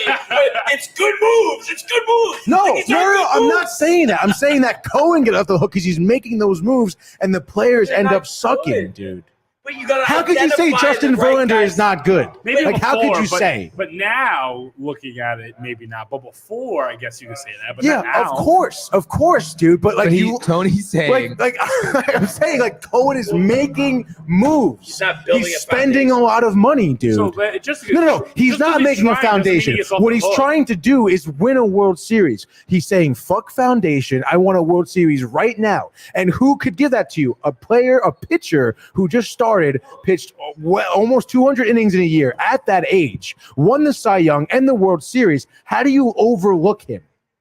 Not signing him would have been a stupid fucking idea. So we're letting him up. And you can't say that. You can't say that, especially in the moment when you're letting DeGrom walk and then you let Verlander sign somewhere else. There'd be a million fucking fans talking about how he should have signed Verlander immediately after that. They would have. No one would have seen Verlander having issues with injury or just sucking in general. I don't care what his age is. The season he had prior to that year was very indicative of him not going downhill. And you can't say that. You can't say it wasn't. Any scout, any manager, any owner would have told you that. So you're just kind of saying like it's okay, he tried. Like, he's trying. Yeah, You know what I'm it's saying? like, Like he's trying. I mean, what are you going to do if you spend your money and buy good players and the following year they suck? Whose fault is that?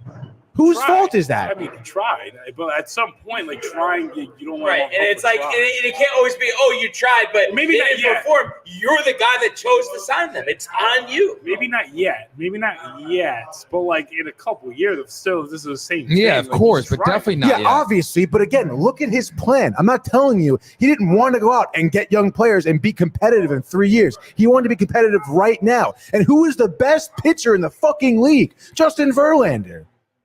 You can't shake your head and tell me he wasn't, because he was. So why wouldn't you go out and get him? I just think it was delusion, though, that you expected back-to-back offseasons to sign guys in their late 30s, 40 years old, and expect them to be the cogs to bring you a So you championship. think it was delusional to get the Cy Young Award Because he's winner? 40 years old, he can I don't call give a it- shit. Yeah, Barnes didn't like it I think then. history's going to show you that's a very risky move, and you can't argue that. Sure, it is risky, but he had to do that. Who else do you bring in? Anybody else? Could have What do you better. mean They anybody traded- else? That's not a fucking answer to anybody else. I don't know who else. Who was available last offseason? That's what I'm telling you. A Nobody. lot of guys. Who? I don't have the names in front of me, but there was a lot of people. I know Justin Verlander was available, and he got him, and he was the best pitcher the prior season. Like, it'd be stupid not to take a chance on him. And he spent a fuck ton of money to bring him in. That's what you want in an owner, Okay, to so he's spend a trying. shit ton of money and take a chance on somebody. That's what you want in an owner. Like, where were the Mets when like Luis Castillo was available for trade? That wouldn't have helped a lot more. Like, Sure, it would have, but obviously it depends on the market. What other teams are what other teams are interested in him? And again, like where, like at the end of the day, for some players, money does not matter. Look at Luis Castillo at the time when he was getting picked up by the teams. I mean, was it advantageous for him to go to the Mets to win a World Series? Probably not at that point. Yeah. I would be pissed if I were you. That's all I'm saying. I am very angry that the Mets have not been good, but I'm not going to sit here and say that Cohen is a terrible owner Well, I guess when he's been doing what an owner should be doing, which is putting up money. I guess my question would be though, right now, do you see a clear vision and plan? No, Where absolutely not. I don't. I mean, Which is that what why you I'm mean? angry. Yeah. Because again, like I feel like Cohen coming in here, you want to win now, and now I feel like it's just been such like that plan. The entire team have been kind of uprooted. And yeah, I mean, you sold Verlander, you sold Scherzer, and you got great prospects. But now, like it seems like the Mets are going to be like, oh, we're competitive in a couple of years, sort of deal. Which is fine, I guess, at this point. But then it's just like, I don't know. I feel like make that plan outrightly known and then figure it out from there. How many times does buying your way to championship work in baseball, in the MLB? Like buying like the entire team. Like, has that even really worked? Even with the Dodgers? I mean, when you think about certain teams, I mean, I guess when you think about the Braves, they recruited well.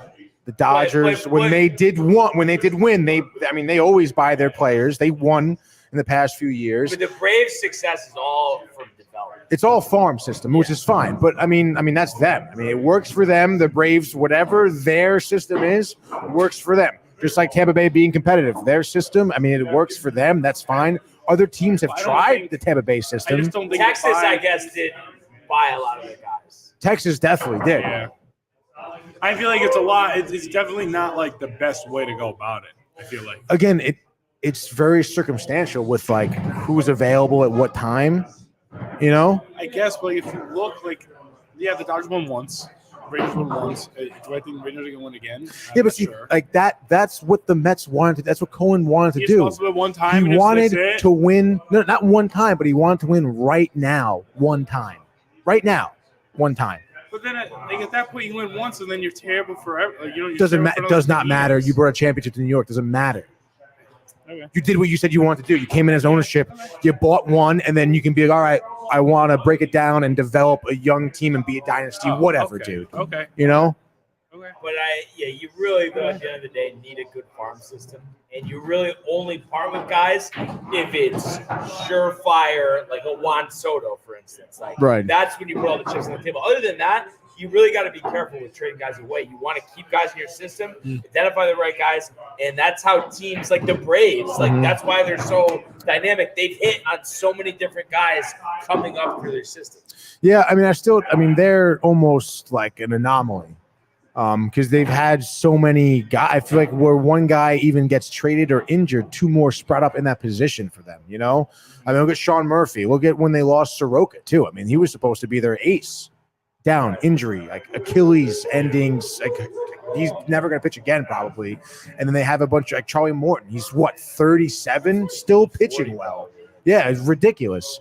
So they've just hit on their guys, I guess. Houston's system. Houston's system is obviously cheating system as well, but they did have a good. Yeah, but I mean, again, what happened after they got caught cheating and came back? I mean, they won a World Series, right? With a new manager. Different players. Oh yeah, they are. But I mean, and you have to. I know it's like it's kind of like it's not directly linked, but you could argue winning the first one helped them win the second one. You know, if they hadn't done that before, they don't have the same type of confidence. So it completely changes everything. And also, bringing in Dusty Baker was probably the best move they could. Right. Because I mean, he's just a hell of a manager, dude. He's a great guy. It seemed like literally the perfect guy to try and do damage control around the whole scandal. And he did a great job with that. So yeah. But like these next couple of years, huge for the Mets draft. You have to really do your due diligence in hitting on your players. They messed that up for a while. Yeah, I mean it's obviously so tough too, especially in the sport of baseball, to hit on those type of draft picks. But you've seen teams do it, and I think obviously the Mets need to do it. It's possible, or just get one right.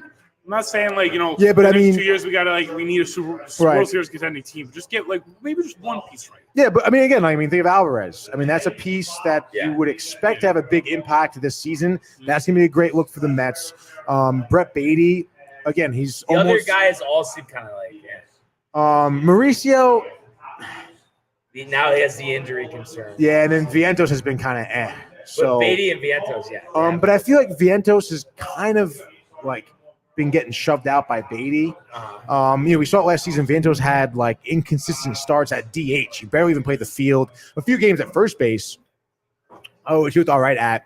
But I mean, Brett Beatty's in an Anthony Volpe situation, whereas he just didn't have a great year at the plate. But I think Volpe had a far better year than Beatty. Beatty, I would say he's more of a 5-tool player than Beatty is, especially with the stolen bags. Volpe has that on him for sure. But still, I mean, I feel like they came in, they did well. Great story. Brett Beatty, first major league at bat was a home run. I mean, he came in pretty hot, and then it was struggles to plate, and then because of that, definitely lost some confidence. Was making some defensive mistakes. I just think him and Volpe are in the same scenario where they just need more confidence with their positions. And given so, I think that they're both more so with the talent can do that if they have. Yeah, fucking kidding me, dude. But yeah, I mean, you would imagine again, you have youth attached to the organization. We know about Acuna's brother, right? And then Drew Gilbert, Luis Angel Acuna, Drew Gilbert, the other guy from the Astros too that you got by getting rid of Verlander, which is a good move. So you have youth attached to the organization, but gotta get better in the pitching. I mean, again, you're betting on some guys that, in my opinion, is worse than the bet you had on Verlander. I guess we'll see about Minaya, but I mean, Severino, to try and bet on him to stay healthy. Have fun. And to have good starts, I mean, I think is a bad decision. More likely to bounce back, Severino or LeMahieu? I would say Severino, honestly. Honestly, I think Severino. LeMahieu is. If you say LeMahieu, you're kind of biased, I think. Honestly, no, DJ. But also, though, Seven was so bad. Yeah, but DJ terrible. Leading off, dude, there's no way. Okay, maybe not leading off, but if we look at his numbers towards the end of the year, supposedly he's playing well. And Aaron Boone loved the way he ended the year. I don't give a fuck what Aaron Boone thinks. Let's do the splits. you know where your manager learned from. Though. Yeah. That's what really pisses me off the most, I think. So August, he batting average was 291. How do you do in September? 245. 9 RBIs, 2 home runs. But I guess second half he probably hit what, 268 or something? Second half 273. So first half was 220. I'm right with 273. And he hit what, 15 home runs last year? I get what you're saying, and he but actually hit more home runs and RBIs in the first half with a lower batting average. Yeah. So I guess like Severino might have better chances, but I feel like it's easier for LeMahieu to do what he has to do than for Severino to bring down his ERA. It's harder for what Severino has to do than what LeMahieu has to do. Yeah, but see, I think it's easier for Severino, I think, to win games than it is for DJ to do well all season. Yeah, but I guess. I mean, we'll see. Yeah. But if to get wins, he's gonna have to drop his ERA a lot. I mean, they're both fucked. I mean, I feel like they're both fucked. But the way I look at it, I would say Sevy has like a 3% chance of being good this year, and LeMahieu has like a 5%. Yeah. Yeah. Oh God, dude. Do you they were talking about it? I guess it's not gonna happen. Maybe it still will. Would you be in favor of giving Gio a second shot? Or would you rather just have Peraza?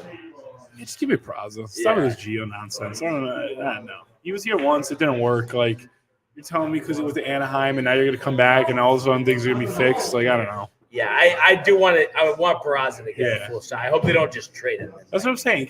Let's run with these dudes and see what happens. We got some vets now. Like, let's roll with the young dudes and see what happens. Would you be interested in Urshela, or would you rather just play Baby? I'll just play Baby. Yeah. I think, again, like, he's so young. Just put him out there, get him some more reps. I think he'll find his way. I wonder if Gilbert or Acuna is going to debut this year or probably not. I feel like, I don't know, dude. I think it depends on how the team is right now. If they're really If they're bad, then yeah, of course. But, time will tell, I guess. I don't see it happening this season. Yeah. Who's like the number one, other than Mauricio, who's like the top prospect like on your list? Just in general, like pitchers included? Yeah. I think it's Gilbert. Okay. And Gilbert's an outfielder. No. Gilbert's the pitcher. No, that's Logan Gilbert. Oh, wait, you're right. Yeah, it is the outfielder. The outfielder from the Astros. Did he do well last year in the minors or no? Let's look it up. Let's see. Batting average was 361. Hit 6 home runs, 18 RBIs. Limited at bats. 86 at bats. So yeah, about half. He's supposed to be better than Acuna. I mean, I think he was more touted. Yeah. Yeah, dude. It is sick, like prospects. It's so exciting, like just to like think in baseball. Yeah. In baseball, just because I feel like it's so much harder. Yeah. If you finally to be able to get through all that, like some people just spend their whole career just in the minors, trying and they blink and then the next thing you know, it's over and they never even reached it. So I find it fascinating how hard it is. Yeah. And I feel like we're in the best spot that I think we've almost ever been in with talent in the minors. Really, I really do think so. Because I honestly, I didn't even know the last before about 3 years ago, I was thinking I didn't think we had none. I just knew of Dominguez because I remember when we first got him, him in his home field hitting nukes. Yep. So I knew about him years ago. But other than that, I was like, dude, in my head, I'm like, the Yankees are never going to be good because I feel like they're just going to keep buying people because we have no one in the farm. Right. And now, look what happens. We don't buy the whole team. We did buy pieces, yes, but we didn't buy the whole team. And now, if our farm system steps up like it looked like we're gonna be really good. So, I mean, you need a little bit of both, Tony. That's what the Mets need. Sign some people, but then we got to go to the farm. I'm really excited for Spencer. It's not going to be probably this year, but probably next year. I don't know. I don't know when it's going to be, but that'll be cool too. Yeah. It's exciting. Hopefully it works out where it's when Cole goes on his decline and you try to bring in Jones and they kind of No, he's an outfielder. Spencer. Oh wait, what? Sorry. Yeah, no, I was thinking of a pitcher. I'm so sorry. No, I know you're talking about Spencer Yeah, I Jones. think we Yes, just talked yes, that the we had outfielder. this- Yes, I'm sorry. I just Yeah. sold. I know. Terrible. Fair weather Yankee Terrible. fan. Fairweather, yeah, Yeah, casual I know. fan right here. I know. The I Blue know. Jays hat. I was thinking of Will Warren. But is Chase? I guess Will Warren's the number one prospect pitching. To my Or knowledge, yeah. Chase Hampton. It was Drew. Drew Thorpe. It was Yes. Drew Thorpe before he traded him. Yes. Because we were talking about Will Warren, I think, this week, and I Right. was thinking about him. Clayton Beater was really good last year in Double-A, and then kind of started getting banged Yeah, on yeah. Triple-A. But I think he still could be good too. We got some interesting pieces. Yeah. It's gonna be sick. Yeah. So exciting stuff, right, Sonny? Yeah, it's great, dude. But yeah, baseball around the corner. Can you believe 5 days till I think the Padres report? Yeah, it's kind of ridiculous. Yeah, Padres, Dodgers, no? Padres Dodgers is the first series. Yeah. But in the regular season technically, but I think it's a week before. It's when spring training's still going on, which I always thought was weird how they do that. Yeah. Remember they always used to do the Japan series? Yeah. So, in spring training, if Bellinger and Montgomery, are they gonna get signed? It'll probably be midway if I had to guess by Yeah, I history, guess. right? Yeah. And it could be just tomorrow we see one of them signs. That's not Again, I don't understand how they're not. Yeah. I don't understand what's the deal with Snell and the Yankees. Why wouldn't Snell just want to be let me go to the Yankees? They offered him a contract. Because Boris is you'll get more, kid. Yeah, but that's ridiculous, But though. you know that's what he's saying. I'm Yeah. sure, but still, Snell should be hey, Well, and you know what it is too? I bet they're hoping that someone gets hurt and then a team is more desperate to sign him and will give him more money. That's so stupid, Boris. Do you guys think though Snell will end up being a good investment or not for whoever signs him? I mean, I know you guys hate this, but he did win the Cy Young last His season. numbers down the second half of the season were unbelievable. Literally ridiculous. Insane. So yeah, if I'm the Mets, I would bring him in right now. What's your cap though on money? What did the Yankees offer him? 150. For how long? Was it 6 years? Yeah, but I think he want more money and more years. Yeah. So He but you probably want to wanted hope. So And what is he? 33? No, I think he's 30. 30? he wants his last contract. To He wants 7 Right. for This is it. 275. I think. 7 and how much? 275. And they offered him what? 5? 6 for 150. Fuck, dude, that's crazy. 7 for 275. Jesus Christ, it's a lot of money. It's a lot of money. I would give him 7 for 210. Okay. Right? That's it. Would you rather have him or Monty? That's tough, dude. I feel like I would rather have Blake Snell. I think I would rather have Monty. Yeah. Blake I don't know, Snell's though, done it dude. before. I feel the accolades are there.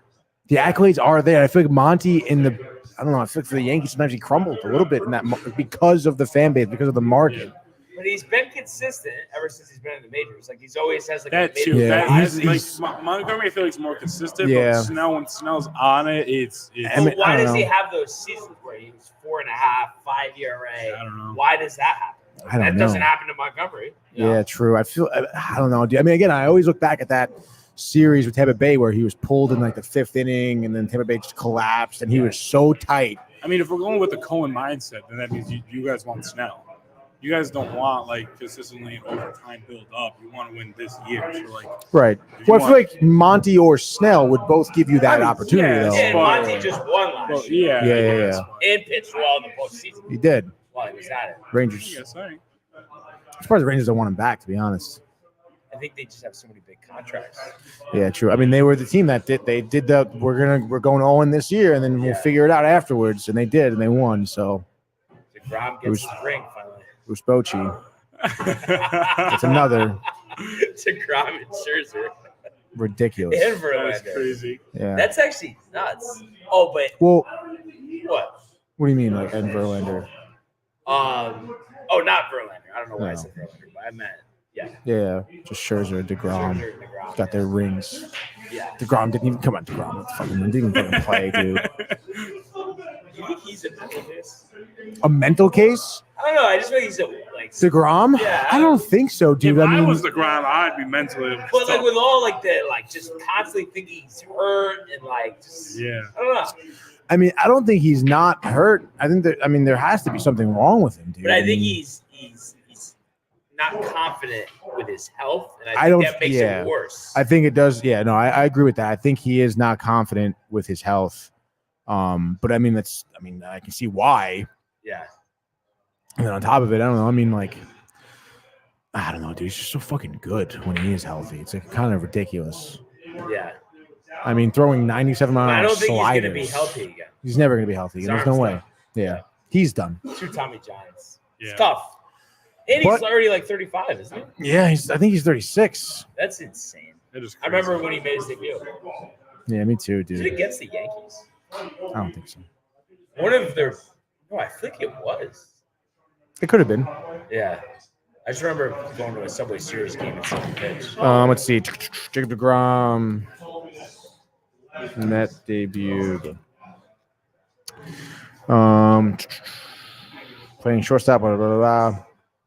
Played 2010 MLB draft. We know.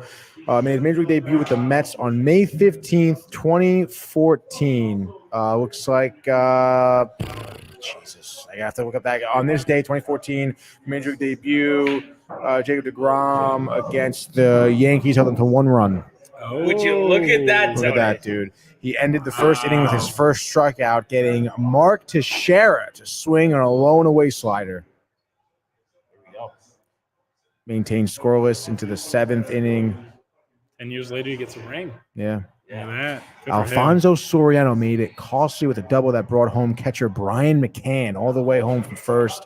DeGrom left the game Alfonso, trailing 1-0, legend. and it would remain that way for the duration of the game. I wonder what would have happened if we didn't trade him for A-Rod. I know. I know that we ended up winning a World Series, but I think we could have won more. he was nasty, Soriano. He was perfect for That's Jeter. crazy. Did you used to like Soriano? Soriano was cool, but I was also kind of younger too, so I just kind of watched them, and I didn't know the players like that. So when I saw Soriano, I just kind of just knew like Jeter, and that was about it. And I was like, oh, the Yankees are sick. Yeah. But Soriano was cool. What about when he came back in like 2014? Yeah. And, went off. Yeah. Because he missed the Yankees so much. Yeah. It's kind of sick watching this right up on the game. Combination of Chase Whitley, Dellin Betances, Adam Warren, and David Robertson held the Mets scoreless. Go figure that DeGrom's debut as a Met would end in a 1-0 loss. That's crazy, dude. In September, DeGrom tossed 28 consecutive scoreless innings, and none of the great Mets rookie pitchers, including Tom Seaver, Jerry Kuzman, John Matlack, and Dwight Gooden, could claim anything so impressive. Just a random trivia question for That's you crazy. guys to kind of cap it. How many home runs Alfonso Soriano played 16 seasons in the majors? Career home runs? Yeah. Oh, God, I got to do math right now. I don't know.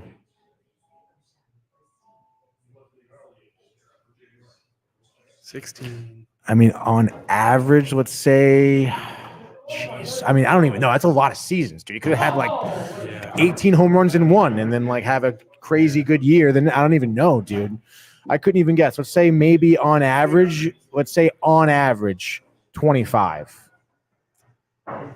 And how many seasons? 16. So that's what, 250 plus half of that would be like another. What? 250 and then half of that, 370. It was 375. Yeah. Okay, what's your guess? Maybe he hit 4. Four. I'm gonna say 450 because I don't think he had a couple good years where he hit a lot more. 412. 412. And but his 162 game average 275 was 270, 34 home runs, 95 RBIs, 24 steals. Maybe I did the math wrong. We were 37 homers away, and I think I was 38. How about this too? All of his 40. I was seasons 48. Never mind. that he played at least 100 games, he hit 20 home runs every year except one. That's crazy. Yeah, that is crazy. And then what year was that he didn't? 2001 with the Yankees, he hit 18 home runs. Wow. And the next year he hit 39, 02, 38, and 03, a career high 46. How many plate appearances in 01? In 06 and 01, he had 614 plate appearances. Okay. So he slugged 432, but then took it up to the next level. Like a little off it is kind of interesting to think about it. Like, would they have won more if they had kept him and not brought in A-Rod? Or do you think A-Rod was so nasty for the 5-6 years that it would? He was. It's so hard to tell you. I would think just because of it, you got to go with A-Rod, though. That's the only thing. And was it because he was a prima donna? Yeah. Yeah, well, I guess knowing what we may know now, yeah, maybe. But I think at the time it wasn't a bad move. No, I mean, A-Rod was ridiculous. It's just we didn't know that he would take steroids. Yeah. In all seriousness, though, that's the big difference. Right. That was crazy when it first came out. And he was press conference straight up lying. He's like, nah, I've never done it. It was so and then obvious. 3 weeks later, he's It like, really oh, was, yeah, dude. my bad. Dude, you ever see the video of he's in the announcing booth? I forget for what game. It might have been a Yankee game. But it's his birthday, and J-Lo comes in with the kids and a birthday cake, and he's so not happy about it. It's so, and he's on camera, the whole interaction, and it's wow, this guy must hate. And it's dude, I remember because I was working for MLB Network at the time, and so that was a video that we had to cut up 1,000,000 times because everyone was talking about it. Yeah. I'm sitting there dude, you know how excited I would be if J-Lo walked in with a fucking birthday cake for me? Are you kidding me, dude? I know. He's so Dumbass, embarrassing. dude. He really is a fucking asshole. But then again, I mean, this happens, when you're a Yankee. He blew it. It's a shame, though. He was probably the most talented player, Right. other than maybe Barry Bonds of the last 40 years. Mm-hmm. Very. But A-Rod, ridiculous. And it sucks that he would have done better if he didn't take steroids, which is just crazy to think about. Weird. Really weird. But we'll never know what could have been. You'll never know, dude. Michael, any words of wisdom on the way out? Oh gosh. It's Monday tomorrow, so start strong, right? Yeah, let's go. That's a good word of wisdom, actually. Yeah, start strong in the new week. Yeah. Another great horseshoe show. Hell yeah. So much fun. Honestly, yeah, it was great talk. We're not going to be here in 2 weeks, though, because we have the TCA Sportsport collab party, but we'll be live there, though, at the studio. Yeah, Oh, yeah. exactly. Which is going to be so sick to have. Yeah. Bodies in studio. JB is coming. It's going to be Keith. sick. Kev Juice coming. Yeah, Kev Juice coming too. Yeah, Keith will be there. I mean, I think last There's 16 people, I think from we them heard. alone. So plus us, there's going to be over 20 Dude, there's going to be people. a lot of bodies. Yeah. So, Josh B with the White Claws, we're going to need a lot of People are going to be ready to party, Barnes. I hope you know. Josh B drinks White I might have Claws, to take dude. the train. Yeah, I think, Surgeon? I think that's a smart move. We may have to, we'll all be passed out at the studio, dude. And then also shout out to Horseshoe, Yeah. Jeff. Oh, yeah, the Great best. Dry food, rub. drinks. Yeah. Wings were phenomenal. Yeah. Thanks, Jeff. Yeah, thanks, Jeff. Thanks, Chef. Thank you, Jeff. You suck at pool. Thank you. Yeah, but no, this was great, and it was awesome how it was just a very casual conversation, and almost for 3 hours, just about football and baseball. Literally. That's awesome. Yeah. Didn't even touch hockey. No, No, I know. I It's noticed crazy. that 20 minutes ago. I was Yeah. like, we didn't even talk about hockey. Sorry, it's All-Star. Who cares? Rangers play tomorrow. Let's fucking go, It dude. felt like though this needed to be about football. It's the Super Bowl. Yeah, I totally agree with that. I think we covered it perfectly. Did you see? I don't know if we talked about Bublé on the shrooms. We talked about that on Friday. Maybe. Yeah, Bublé Yes. was on shrooms, dude. Yeah. Kind of crazy. Yeah. During the event? Yeah. No, literally the press conference afterwards, after they drafted, he's literally in the press conference, my buddy gave me a microdose of shrooms, and it wasn't a microdose. I don't know where I was on the ice before, and he started saying crazy shit during the conference, dude, at the press conference. He was saying "You're so great," he was acting so weird. I don't know if it was an act or not, but I mean, it's Michael Bublé. It could have been. Yeah, but Michael Bublé, when have you ever seen him in the media for? I have. He was just on being a Barstools. weird guy. For what? He was just on Barstools. Doing what? Talking like a normal talking. human? That's what I mean. Every time you see him, he's just a nice stand-up guy who has Christmas albums and stuff. One thing I'm thinking about on the way out. What are you thinking Josh about, B dude? commented on this. Good move for the Commanders with Dan Quinn to bring in Kingsbury to run the offense. I guess so, right? I would say yes. What do you think? Again, I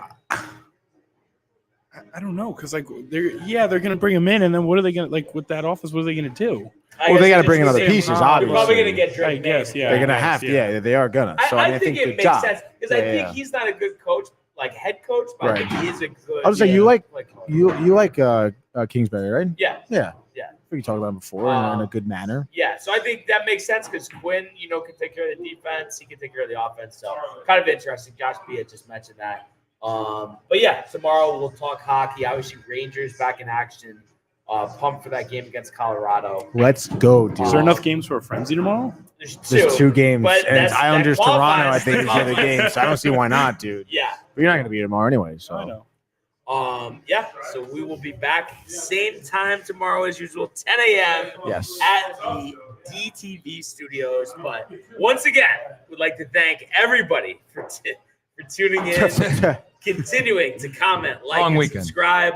All of the my gosh, archives stop it. on this YouTube page. Tony, Michael, Renee, and Jay. Costume merch, something.com. Want everybody to enjoy the rest of their evening, and we will see you mañana. Hey guys, Tony here from Downtime TV checking in. I want to thank all our fans out there who's been liking, subscribing, sharing our content. You guys are the best. You guys are our bloodline. You make us love what we do. Thanks again.